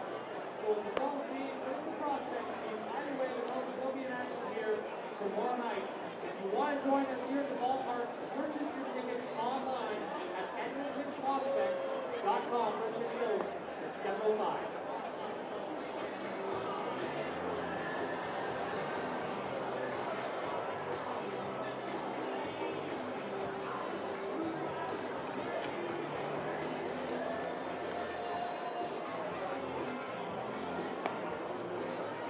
All right, 5-0 Dogs lead it here. In the top of the 6th inning, the numbers for our buddy Ty Boudreau: 5.2 innings, 3 strikeouts, 2 bases on balls, 5 runs given up, 78 pitches is where he was at. So probably not the night that he was hoping for. No. I'm guessing. Yeah. It happens. It happens. This is a good ball team they're facing. So this is fouled down the left field line, and Chase Rodriguez is on his horse. Didn't quite get to it though. Yeah, great ball team, you know, sold out crowd, maybe just, you know, a little bit of nerves maybe running through you, obviously, because you're coming home for your first home game of the regular season, and obviously the expectation and the want to play good is there. And, Yeah. you know, sometimes that can get in the head of a pitcher.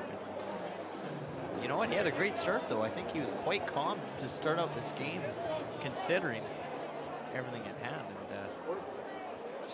as time went on, unfortunately, Okotoks started to dial things in and figure it out. That's a ball too low and away from Tucker Zadunik.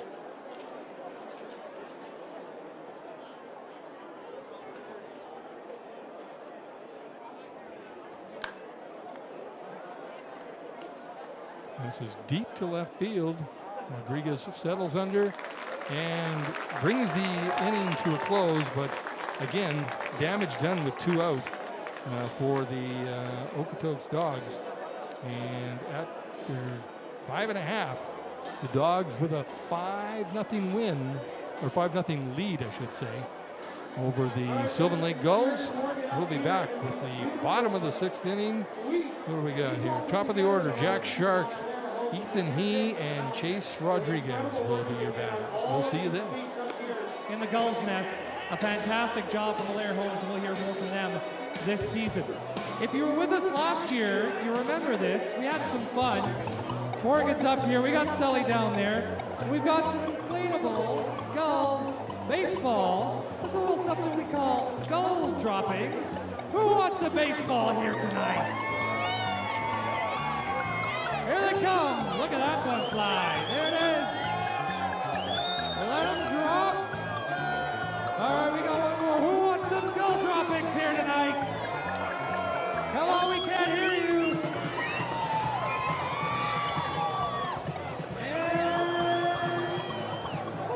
Nice work. Nice work. Don't forget to get your hands on those 50 betting tickets. That's coming up. Along with the 7th inning stretch. Another special guest.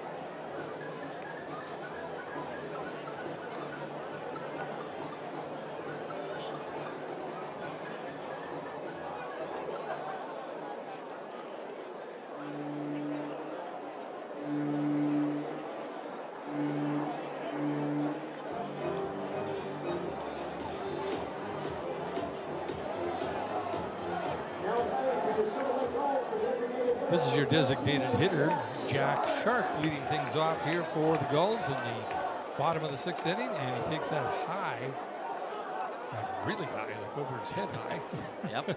Barely had to duck for that one. For ball 1. 5-0 Dogs lead it here in the bottom of the 6th. Time for the Gulls to get the bats going. And Jack Shark hits that deep to left center, but it's Tucker Zadunik, and not much gets past him when it's up in the air that way. He'll track it down. Yeah, I got some pretty good wood on that bat. Unfortunately for Shark, he just got it under it a little too much. Like you said, Zadunik making no mistake out there in center field. Ethan He, the shortstop for the Gulls, single in the first, fly out to right field in the third. And he faces McFarland for the 3rd time tonight. And the first pitch is a called strike. I like the graphics up on the board there too. Yeah. A nice picture of Ethan He going after a grounder.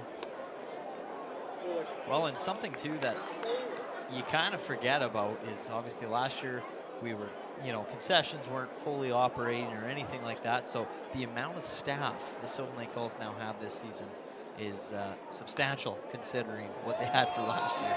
It's definitely growing, which you like to see. That's fouled back. 1-2 the count to Gulls shortstop Ethan He. Coming into tonight's game, batting at 400 batting average, 5 at-bats, 1 run, 2 hits, 1 RBI, 1 home run also for He so far this season. Fouls that off to stay alive. I've been impressed with the starter for the Dogs, Ryan McFarland. Yeah. He just goes about his job. He just keeps throwing strikes in there. And these guys got to swing at it because it's right around the plate. I don't think he's walked anybody. Oh no, he walked Cleary Simpson. That's just a little dribbler back to McFarland. He fires it over to first base for the second out. And that brings up Chase Rodriguez, who now we have him. I have him as he grounded out to start a double play back in the first inning. Yeah. Grounded out the third, and then I got the question mark as to what he did to get out in the fourth inning. I still have no idea what exactly he did, because it was like 2 pitches into his at bat, and then all of a sudden he was called out. Yeah. Now, did he step on the plate? I think that's what happened. Jeff Chipley was pointing to the plate after he fouled that ball off, that he was pointing to the plate when he kind of took off at first, that I think his foot did slip and seemed to touch. I would assume that would be the call. It certainly looked like it from the body language that the home ump, Jeff Chipley, was giving us. Yep, I guess we'll find out at some point. Yep. We'll ask Mr. Chatwood. He'll have the answer. He will have an answer. Probably not the one we want to hear, or the one he wanted to hear, but he'll get an explanation. And this is looped out into shallow right field, but that is the shortstop, Brendan Luther, coming all the way over on the other side of second base to haul that in, and he's just kind of getting the gears from the other players on his team saying, you didn't have to come that far to come and get that ball. And we had 3 other guys that were over there, but that's the kind of player that he is. So yeah, all smiles if you're the Okotoks Dogs heading into the 7th inning. 5-0 Dogs lead when we come back to the top of the 7th with Okotoks batting next. Is powered by our friends over at Next Source Power, powering every Sylvan Lake Gulls home run this season.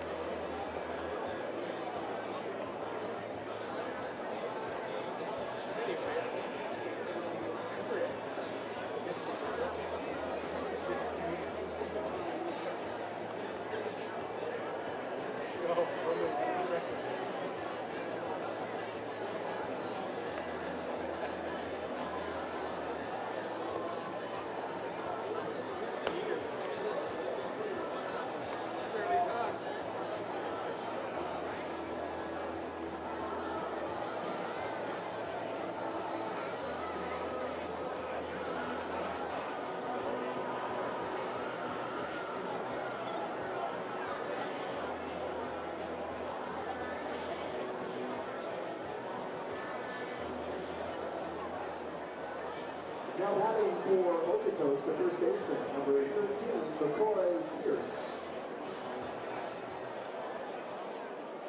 McCoy Pierce at the plate to start things off here in the 7th inning for the Okotoks Dogs. So far hitting that 2-run single back in the 5th inning and flying out in the 3rd. Yeah. Also getting a single back in the 2nd inning. So he's definitely had some good at-bats so far this evening. yes, he has.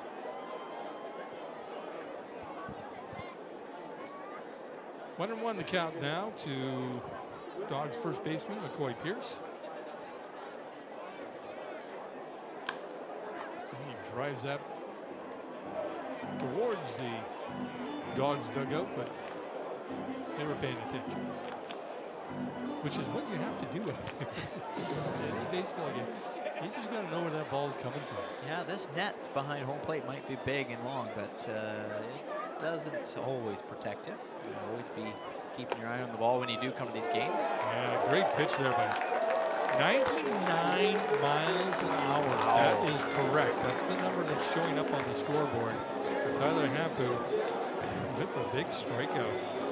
An emphatic exclamation point placed on that strikeout right there. If that number is right, Yeah. 99. Yeah, unreal. There you go, folks. That's what you get when you come to a Western Canadian Baseball League game. That's wow. And that was a 98er. Oh my goodness. This kid's got He's it. coming out throwing. And you know what? Why not? Yeah. This could be, I think this kid is, he's trying to change things, I think. Well, I don't think You're that- down 5. I don't think the Gulls can give up any more runs to have a chance. Right. They got 3 at bats left.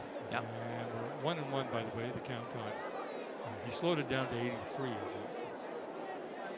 Snail slow, apparently. Yeah, Dang. slow pitch. There you go. And he caught the corner on that one. Jeff Chipley gives it the strike 2 count. 1-2. 1 out. Here in the bottom or top of the 7th inning, 5-0 Okotoks leading the Sylvan Lake Gulls on a beautiful Wednesday night. And he knocks that through to left field. And a 1-2 pitch. He stays alive. That's Rodrigo Sanchez. Perfect placement, hitting that single right through the wickets, basically. Just on the left-hand side there, splitting the shortstop and the third baseman, and Coretta and he. This is the left fielder, Noah Geeky, with fly out to short, or pop up to shortstop, fly out to right field, and a single, and he stole the base back in the 4th inning. So he's 1 for 3 on the evening. A good lead over on first base, by the way, for Sanchez. Or Ricardo. Yep. Yeah, I think I said Rodrigo. I told you, I'm going to change it'll these happen. guys' names. And just, we don't even know who number 11 was. So we'll just make up his name, too. I'll make up a name for him. Yeah, that's that guy there. Yeah.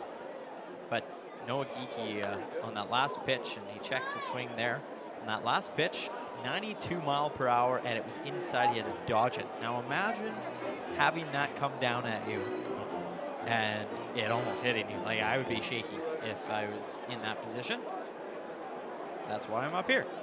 I would be asking the umpire, is it okay if I stand behind you? Yeah.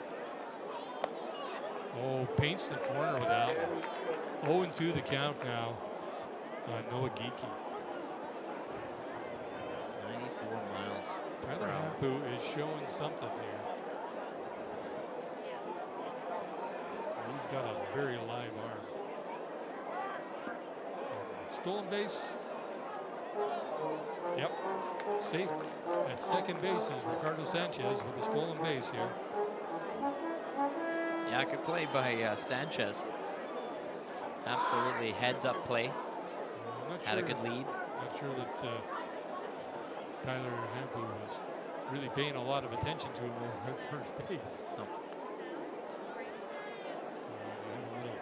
Him and Zach Griffin are having a little issue with the signals. Now he's taking a courtesy look over at second. This time now it's Geeky stepping out. 2-2 the count to the Dogs left fielder.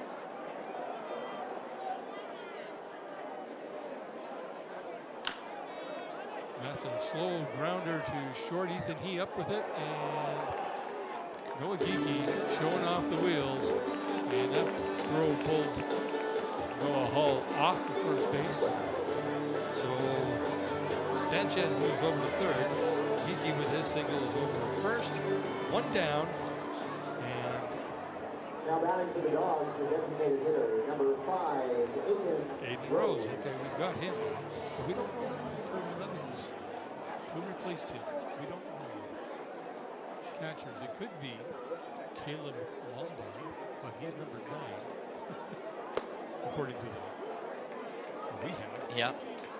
But that's First pitch strike to Aiden Rose, the designated hitter. And you know what Okotoks has been doing good all night is they might be down in the count, but they always seem to find a way to get on base and just, you know, get a dribbler up through the middle and use their speed as well to advance with the bases. There's a called strike on Aiden Rose, who is 0 for 3 tonight. Looking to get on the score sheet with a hit here. Runners on first and third. Good lead over at first base on Geeky. And that's grounded right back to first. Oh, fires it over to, back to the pitcher's mound, I should say. Who didn't even take a look, unfortunately, over at the runner at third, who he probably would have had dead to rights if he had seen him coming, but he was too busy trying to handle the ball. Unfortunately, did manage to make the play over at first base for the second out. But that brings in another run for the Okotoks Dogs, and that brings up unknown number 11. That's all I got. Number 11. With the second at bat, he walked the first time up. Game going on over at second base. Ethan He and Noah Geeky playing some games.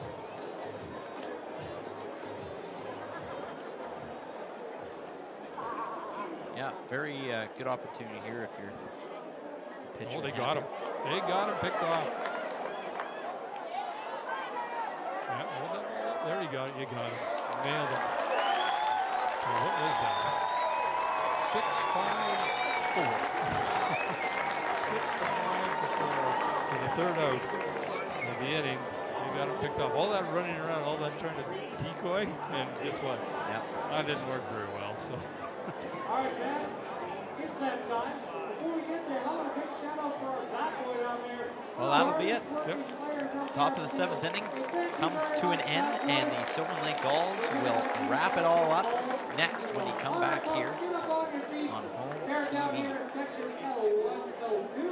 And out here it's time for the seventh inning stretch. And tonight, to lead us in the seventh inning stretch, you heard from him earlier, you will hear from him after the game. Ladies and gentlemen, take a look upstairs to the suite once again, Aaron Richett.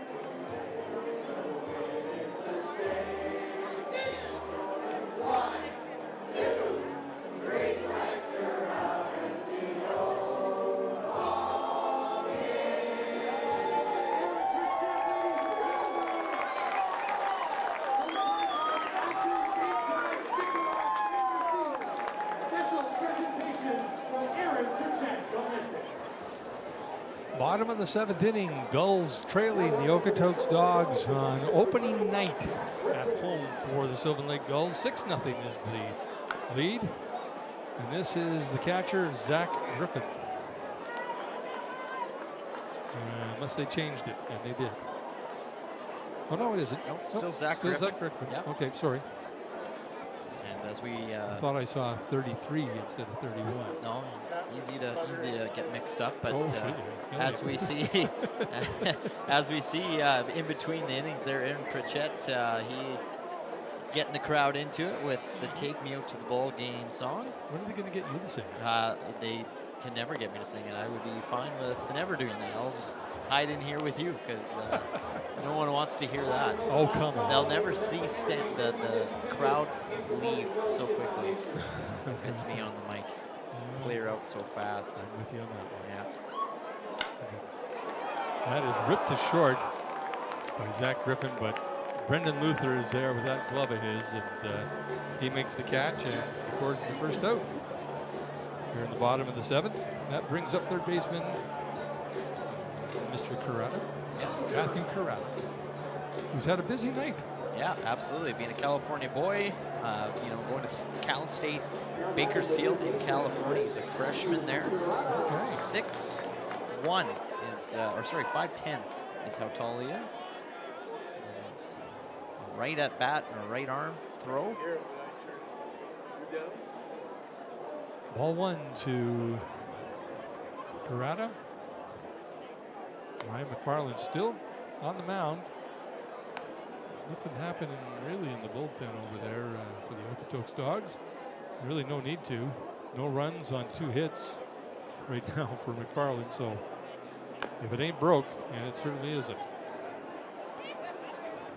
And you know what? I was actually speaking with Coretta before the game. I got to kind of get to know him a little bit. Being from California, I said, well, what are your thoughts on this, the stadium, the facility?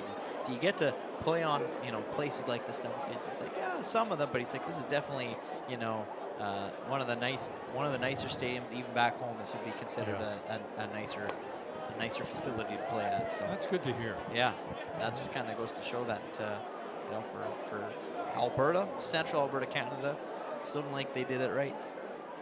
Well, I did talk to a couple of the infielders, for the new ones for the Gulls, including Ethan Heath. A little quick on the run down to first base on the 3-1 count. Thought that was ball 4.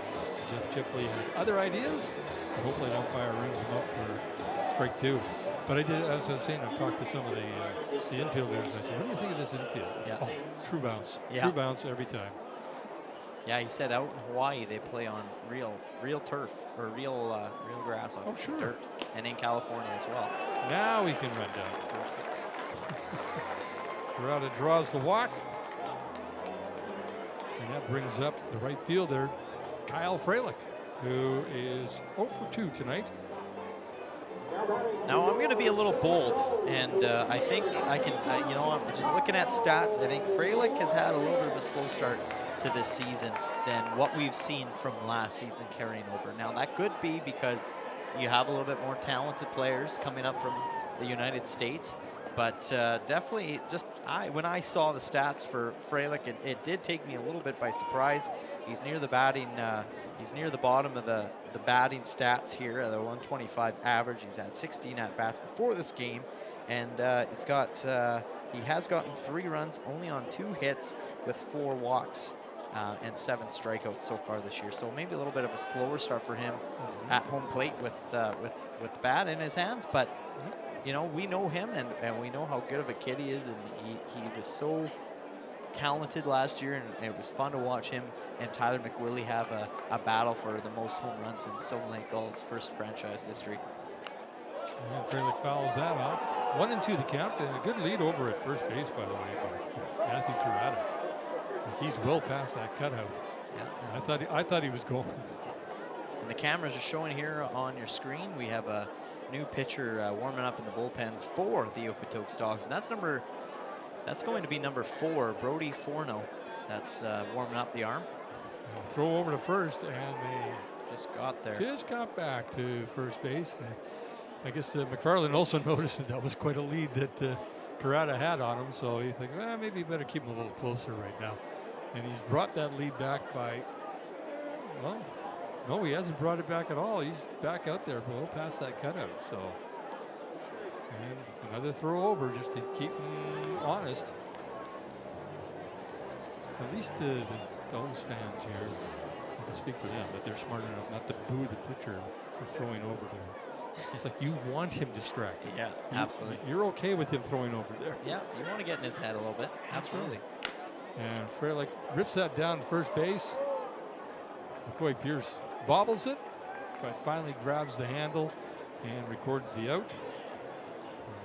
Kyle Freilich with an 0 for 3 night so far, which, like you said, is very uncharacteristic. Yeah. Man, but it's early. Yeah, and he was saying in the offseason, well, I guess our offseason, his season, he was battling. He admitted he was battling a upper body injury a little bit as well. So that could be,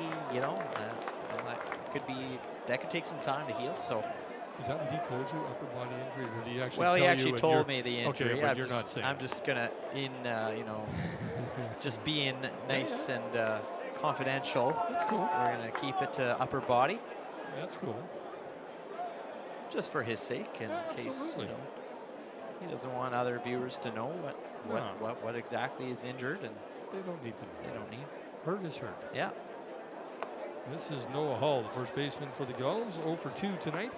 And McFarland quickly up on him, 0-2, with 2 out here in the bottom of the 7th inning. The Dogs with a 6-0 lead right now over the hometown Sylvan Lake Gulls.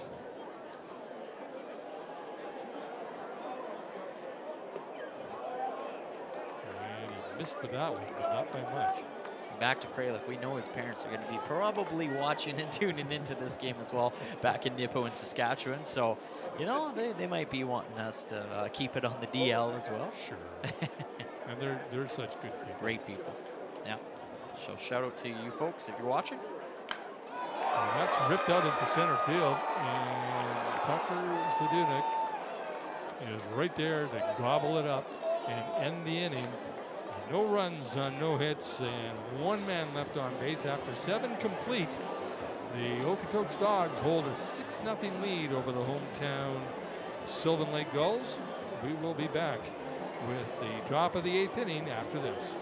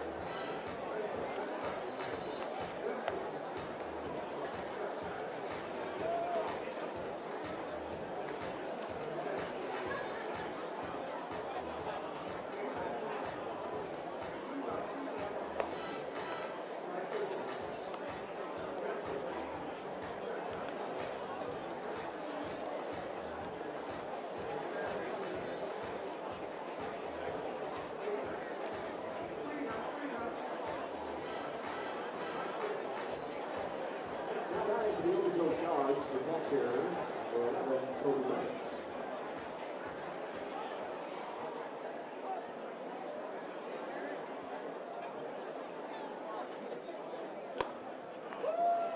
Top of the 8th inning here at Gulls Stadium, or Gulls Field, I should say. And Tyler Hampu still in the game here for the Gulls as the pitcher. And 1-1 now on the, this is the mystery batter, number 11. Number 11. Already getting a single so far and scoring in a run. Wouldn't that be weird if his name actually was number 11? Number 11. That would be really That weird. would be, very uncommon. 2-1 the count here to number 11. 2-2 the count. That was a big swing and a miss there to help out Tyler Hampu. I think that was a little bit out of the strike zone, but he'll take the help.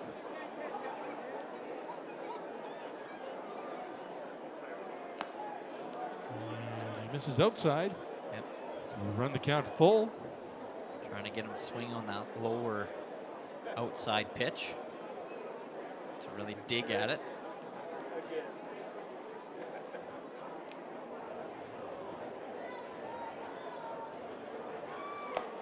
Oh, and he catches a corner. 93 miles an hour fastball. That's a strike. I don't care what number you're wearing, you're out. Yeah. Sorry, but you are out. Emphatically. It looks like Okotoks Dogs are, warming up a few more pitchers in the bullpen right now. I think right now is number 33, Julian Tomachko, that's 23 now that I get a closer look up on the camera there. That's Ryan Penner getting warmed up for the Okotoks Dogs. So first it was Brody Forno that was warming up, but now we got Penner in there. So we will, it could be interesting to see who we'll see in the next inning. Next inning. Yeah. This is Connor Croson. He fouls that back. 1-1 to count on him. 1 out here in the top of the 8th inning. 6-0. The visitors, Okotoks Dogs, leading the hometown Sylvan Lake Gulls here in the home opener of the 2022 season for Sylvan Lake. And Croson's been having a good night at bat as well. And called second strike there. A little slow on the call. Was home plate umpire Jeff Chipley, but he made the call. Well, I wouldn't be able to call it very quickly if I'm seeing 90-mile-per-hour balls coming my way. I'm not seeing them. Yeah, That's what you almost want to take your phone and take pictures as it comes down the line. Just have a monitor there. Yeah. Okay, I can just check the monitor to see where that went. 1-2 the count as he fouls that off. Yeah, lively crowd here in Sylvan Lake on this Wednesday night, middle of the week, and we got a sold-out crowd here. And the start to a great summer ahead for a lot of fans. That one was just outside. Called ball, so 2-2 the call.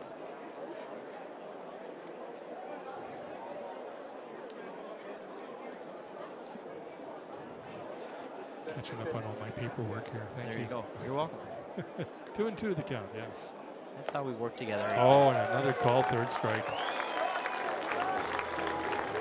If Tyler Hampton does anything, it's throw hard and paint the corners. Yeah. And that combination is just no fun for any batter.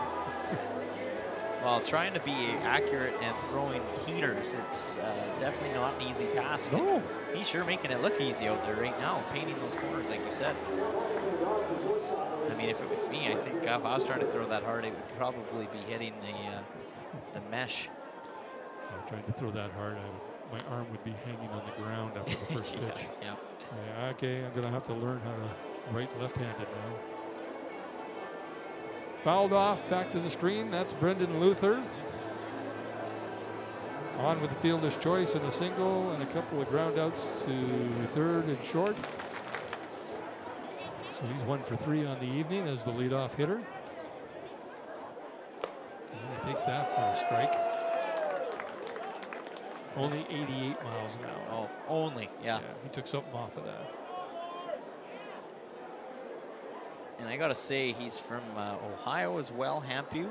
Okay. Bear, Ohio, going to Colby College.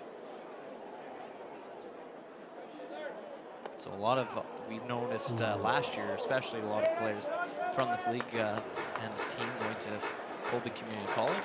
Jason Chatwood obviously having a big connection down there. That's his pipeline. That is his pipeline. So another Colby Community College kid on the mound for the Sylvan Lake Gulls. And Luther fouls that off to stay alive, but 1-2 the count, 2 down.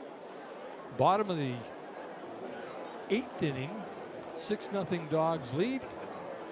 And that was 96 miles an hour.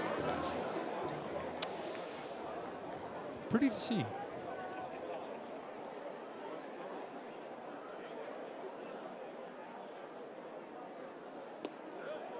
And he misses inside with that one. Of course, Brendan Luther has a good eye, and right now those eyes are, something's in one of them as he's poking away in there. But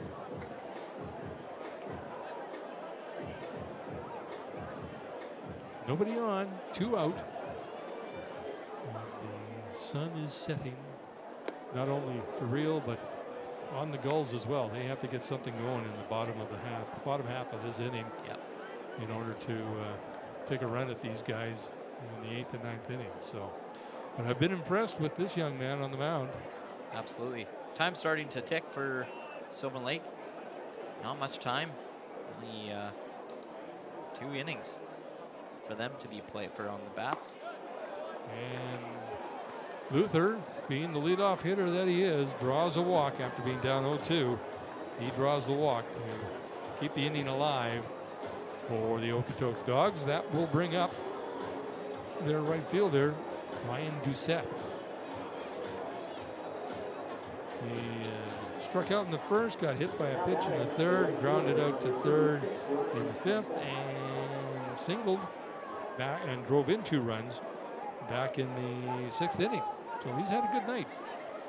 And a decent lead over at first base by Brendan Luther, who can move, but he gets back easily standing up, so he could probably take an even bigger lead.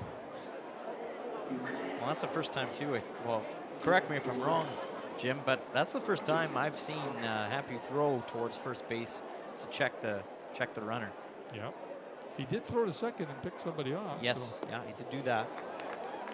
First base alone, I think that was one of the first times. And that's a strike to Ryan Doucette.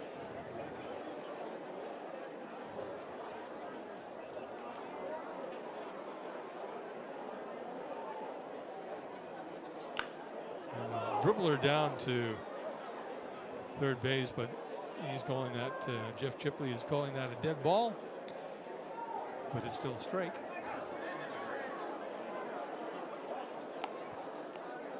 Yeah, and obviously something new for you and I, Jim. Home Team Live now owning the rights to the broadcast. That's so right, yeah. Glad to have all you viewers. If you've never viewed a Silver Lake Gulls game before, maybe you have a kid, maybe you have a nephew that's playing up here in Canada and you're watching down home in the States or you're watching across Canada, we appreciate you watching here on Home Team Live and hope you've been enjoying the broadcast experience as much as we've enjoyed calling it for you here this evening. And all the stuff that you're seeing here is courtesy of two of the best in the business, Blake and Calvin Bellows, the father and son duo, and a great effort by Kyle Freilich to get to that, but he just couldn't get enough of it. And that ball drops in for a base hit. Yeah, and that actually advances Luther to third base now, and Doucette now getting on base at first. That single, and yeah, tough play for Freilich. And this brings up the center fielder, Tucker Zadunik, who struck out, singled, grounded out to first, and flew out to left field. But again, it seems, and this is about the 4th or 5th time I've seen this in this game so far, is Gulls pitchers get up 0-2 on the final batter, you know, with 2 outs, and then something happens, and they keep the inning alive and put a runner in scoring position. So it's tough, and they're having a little conversation. Zach Griffin and Tyler Hambu are having a little talk about how they're going to approach Tucker Zadunik.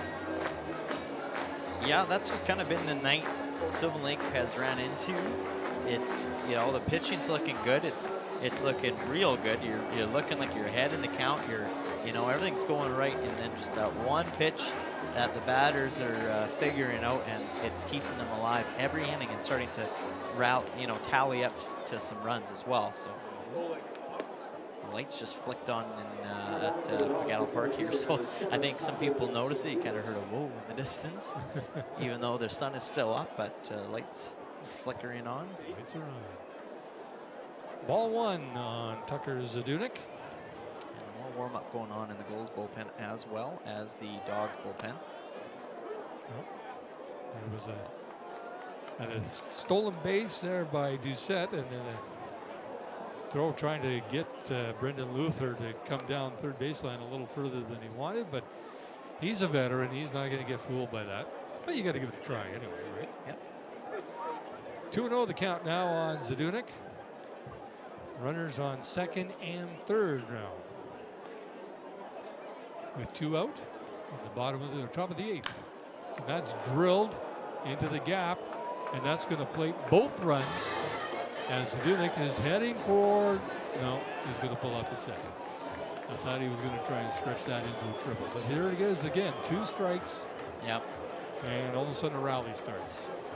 And I know there was 2 balls on Zadunik when he hit that, but it was, you know, it was an 0-2 on Doucette earlier, and he got on base, and now 2 more runs come in, and the Okotoks Dogs are just showing exactly why people are talking about them as the favorites to win Yep. the WCBL. I know it's early, but I don't think they've been tested yet. No, absolutely not. And an incredible start to them.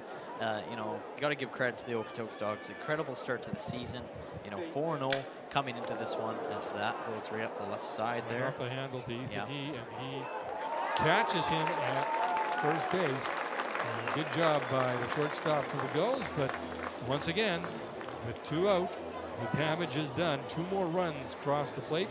2 runs on 1 hit, not 2 hits, and nobody left on, 1 man left on base. And after as we head to the bottom of the 8th inning, the Dogs with an 8-0 lead here on the hometown Gulls. Not a lot of people have left though, however. I think a lot of them are hanging around for Yep. Aaron Burchett. Absolutely. Yeah, I think they hang around because they like the atmosphere.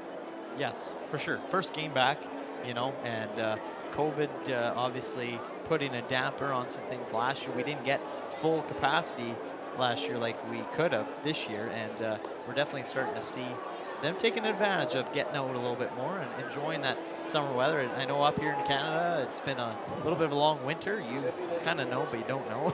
I do You know from experience, but being a guy down in California in the winter times, Sure. having it easy and lovely down in the palm trees. I was working down there. Yeah, you were actually. You were doing some work down there, weren't you? I was writing. I did my podcast down there. That guy never takes a break, really. I worked at reading 13 books while I was down there. Working at your golf swing. 'Cause At the golf swing. sometimes That needs some didn't work. improve much. You saw that. No, I got to see it. It was fun. You know, it was a fun day. So who we got replacing Mr. McFarland, I should say. This is looking like number 23, Ryan Penner coming in for the Okotoks Dogs. Well, Mr. McFarland had a pretty good night. Yeah, McFarland had a good night. Absolutely, sure did. I mean, no runs on 2 hits. He didn't strike out a lot of people, but he had two strikeouts. But he kept the ball in play. He kept the ball in the park, and that's all you have to do as a pitcher when you got a good defense behind you, like he does. Yeah, and I mean Penner coming in, Canadian boy, Winnipeg, Manitoba, born and raised, and coming from Williston State College as well. You know, noticeably good as well. Looking at some of the pitching stats here as we bring him up. And, you know, he's only pitched 1 inning so far. So, I mean, he still has some work to do, and he's looking to kind of get his foot wet here this season with only 1 inning pitched and allowing 3 hits and 2 runs, hopefully looking to work on those stats a little bit. Better himself as the season goes on. He starts Cleary Simpson off with the ball here in the bottom of the 8th inning. The Gulls with a huge mountain to climb. I think right now you're playing for moral victories at this point, unless they have a huge rally. But we have seen that in the past. Last year, we saw innings where there were 6, 7 runs scored by a team that was trailing by 5 and then took the lead, kind of thing. And actually, the Gulls' home opener last year against the Edmonton Prospects was a 16-8. That was a wild one. That was a 4. If I remember correctly, 4 to 4.5 hour game. Yes. And I can tell you, for experiencing the first game of the year, I was thinking to myself, is this how it's going to go every night? You start to kind of get that thought in your head. But obviously, as the season went on, it changed. But yeah, no, the first 2 games, Jim, were crazy last year. They were 4 hours minimum. I remember both games, and then the next game was substantially quicker. So these guys have picked it up a little bit. Yeah, Clutch clearly obviously looking to give the home crowd something to cheer about here on this Wednesday night. And he shoots that down to the shortstop, Brendan Luther, over to first base for the first out of the inning. Okotoks not slowing down by any means here this evening, not allowing Sylvan to get themselves back in it. And just, business as usual, like you said earlier. I think it's kind of mentality right now for Okotoks, closing it out. I think so. Michael Pollard steps in, fly out to center field, and a ground out to, or a line drive to second base. Those are his 2 at-bats tonight. And he takes that first pitch from Penner for strike 1.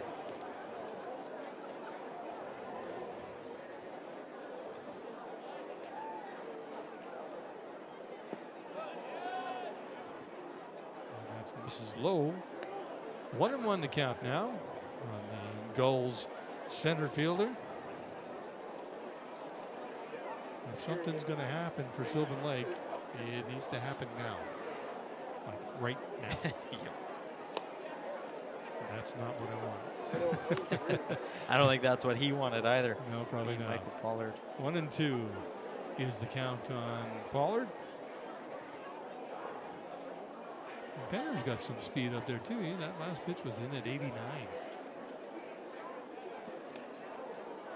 And he tried to take a little bit off of that, and it missed by quite a bit. And you know what? On deck is someone we're very familiar with. Number 11, Tyler McWillie.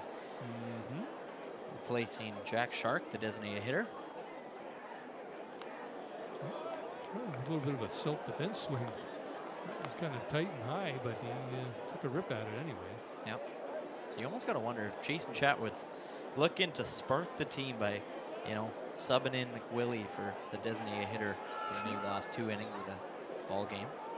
Well, he'd like to have a base runner in front of him, that's for sure. Yep.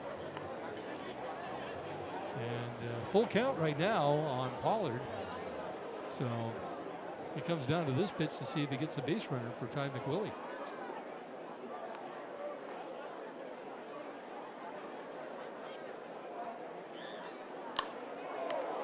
Pollard gives that a ride, but it's hanging up in the air, and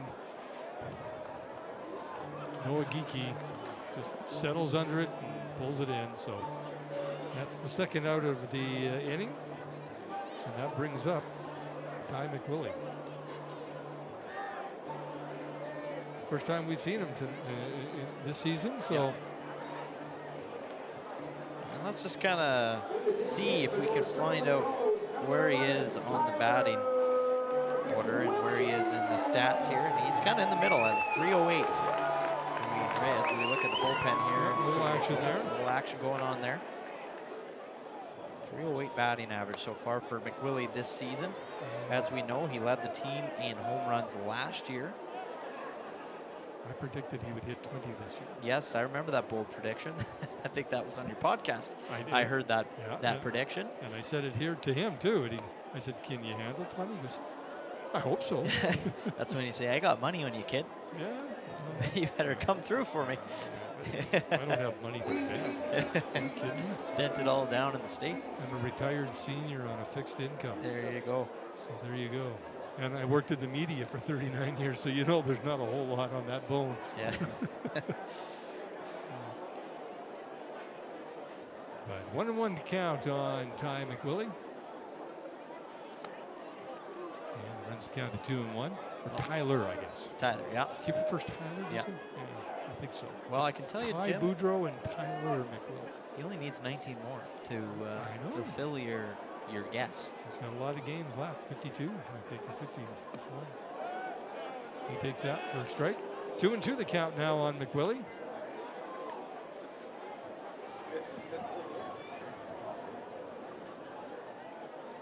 If Sylvan Lake needs an uplift, this will be from him, I think.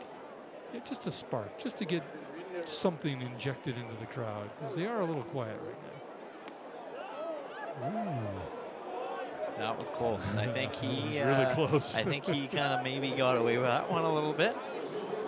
That was a little too close for comfort, I think, on that one. As you see it there, he's got a little bit of a smile. A little sheepish grin on that one. I Yeah. probably should have swung at that, and he rips that right back up the middle. But that's second baseman Ricardo Sanchez with it, and he flips it over to first base and records the out. And that is the end of the inning for the Gulls. So here we are, going to the top of the ninth inning. The Okotoks Dogs with an 8-0 lead over the hometown Sylvan Lake Gulls.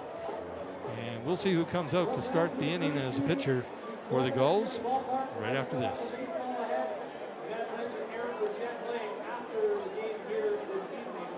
We appreciate your patience with all of our merchandise sales and details and everything. Night number one has been a very successful night. And successful because tonight we have set a brand new Gulls attendance record.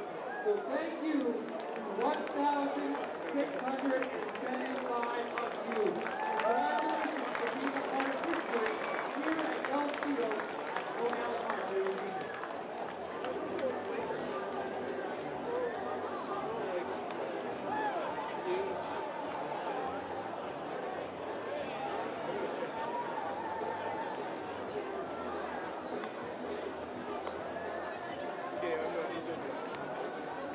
We're here Friday, Saturday, Sunday.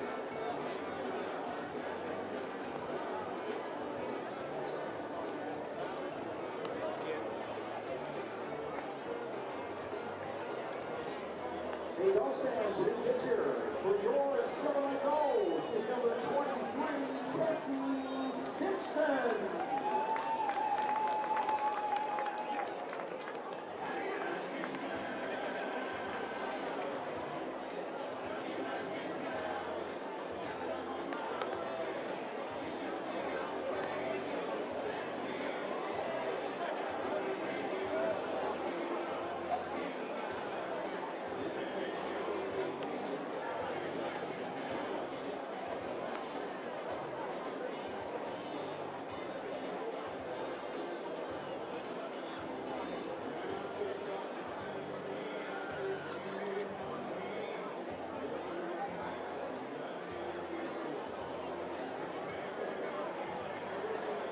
Well, here we go. Silver Lake needing a big stop here at the top of the ninth inning as Ricardo Sanchez will start things off for the Okotoks Dogs.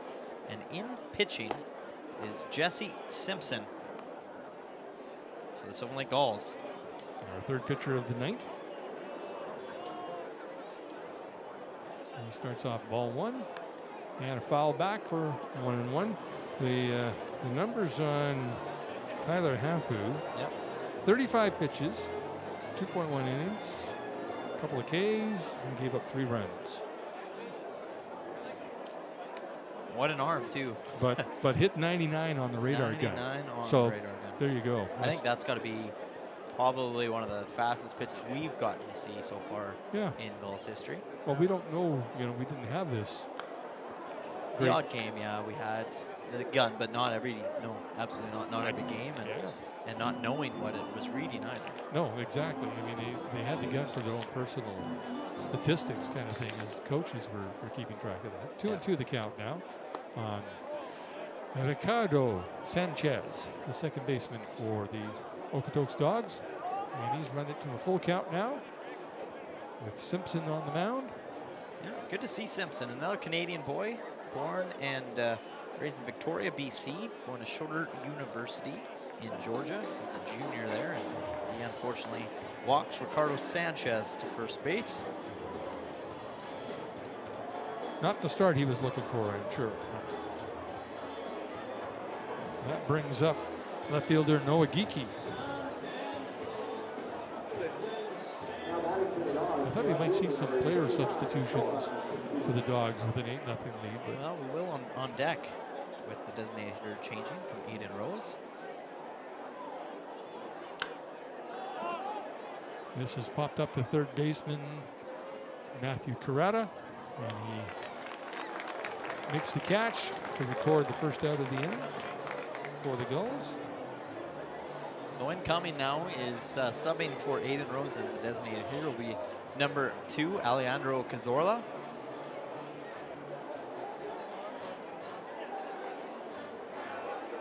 So that's basically the only major substitutions we've really seen in the batting order anyways, the designated hitters being subbed out. Other than the number 11 coming in. Other than that, yes, correct. Thank you. For Kobe Levens. Kobe Levens. We don't know. Unless Kobe changed his number, maybe there was a problem with his uniform. I don't know. Spilled Gatorade on it or something.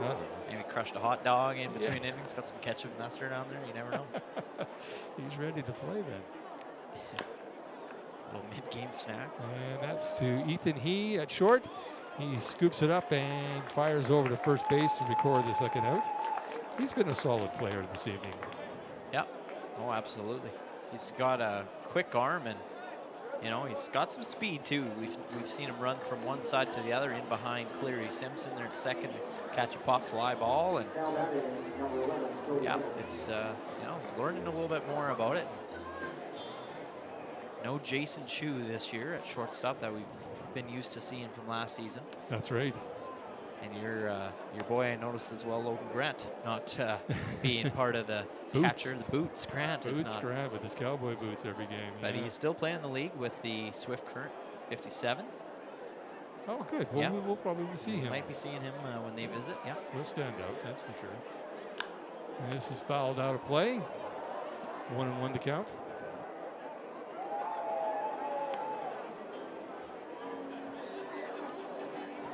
So it looks like Jesse Simpson starting to kind of calm himself down a little bit into this game.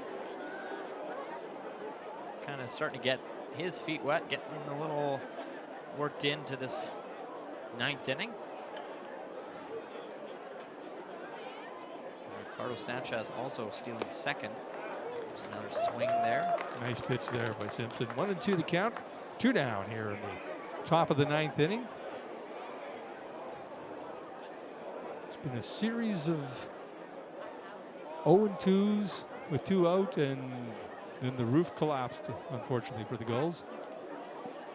Check swing foul there by.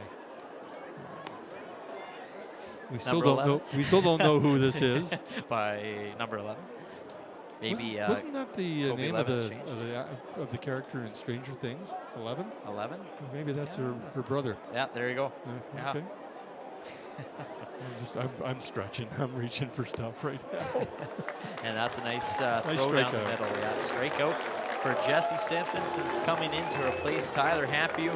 And the Sylvan Lake Gulls, well, they have a little bit of work to do here at the bottom of the ninth inning if they want to get themselves back into this game.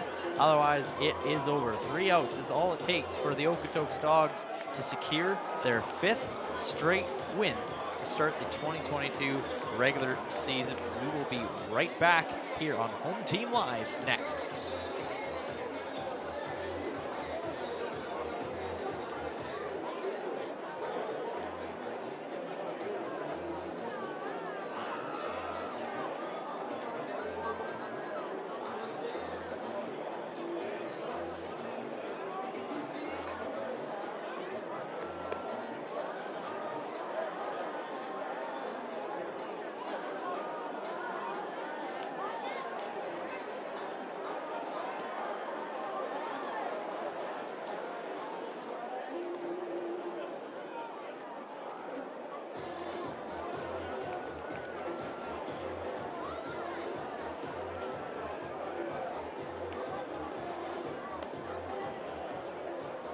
Now pitching for the Okotoks Dogs on the mound and warming up, number 30, Bodie Brooks.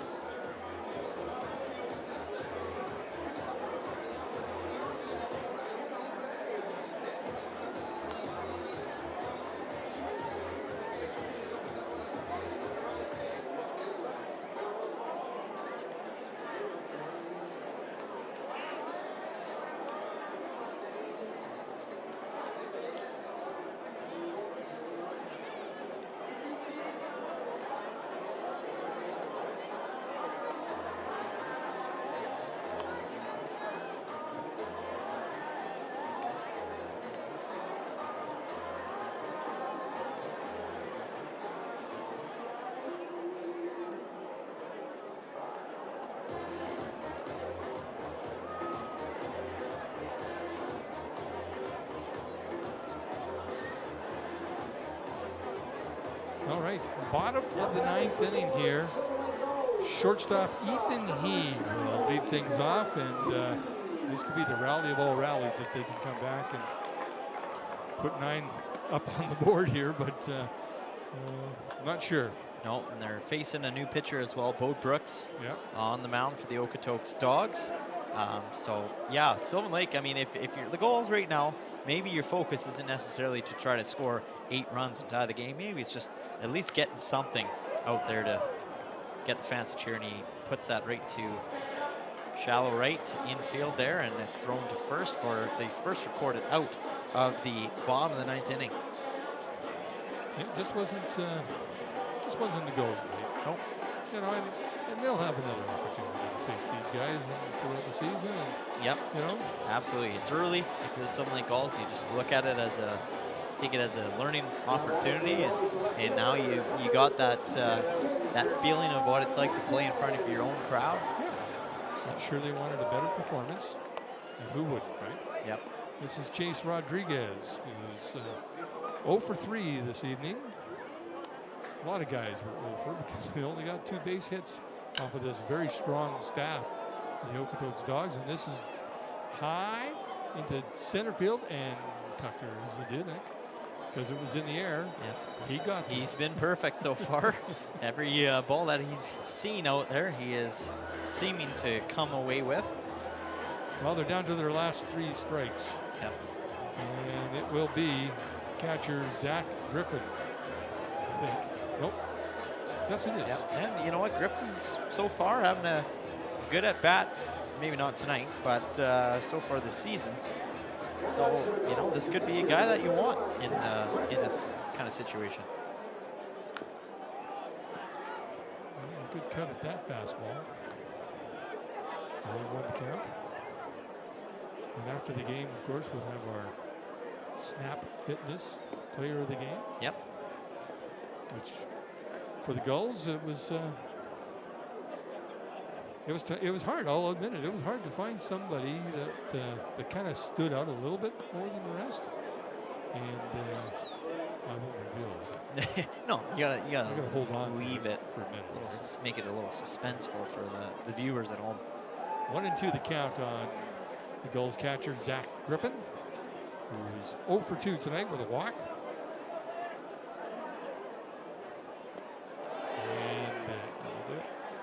And just to fire down to first base to seal the deal, strikeout throwout sort of thing, and that ends the game here for the Okotoks Dogs, who were off to a slow start at the beginning of the game, first 2 innings. Then they scored a couple of runs, or a run in the next 3 innings, and then a deuce, and then another single, and another deuce, to end it 8-0.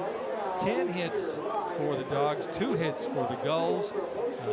Okotoks full marks for the win tonight. They showed that they are the team to be aware of in the Western Canadian Baseball League, as they have a perfect 5-0 record right now.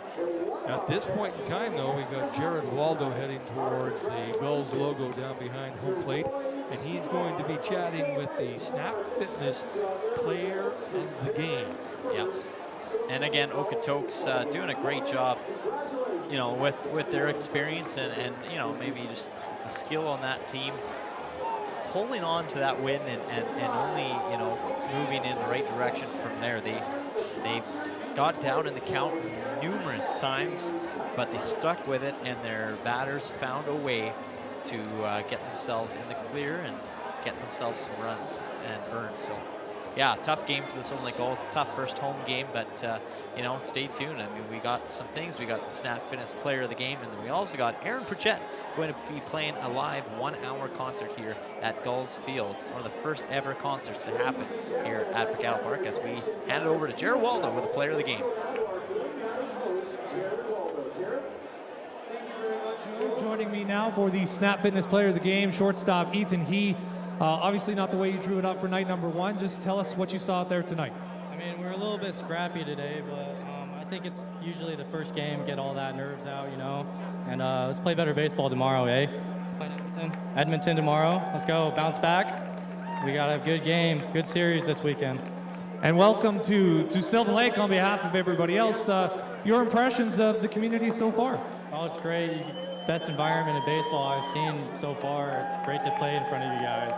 It's amazing. Our Snap Fitness Player of the Game, Ethan He. Ethan, looking for good luck tomorrow night. Sir, have a good night. All right, ladies and gentlemen, our Snap Fitness Player of the Game, shortstop Ethan He from Utah Dixie State University.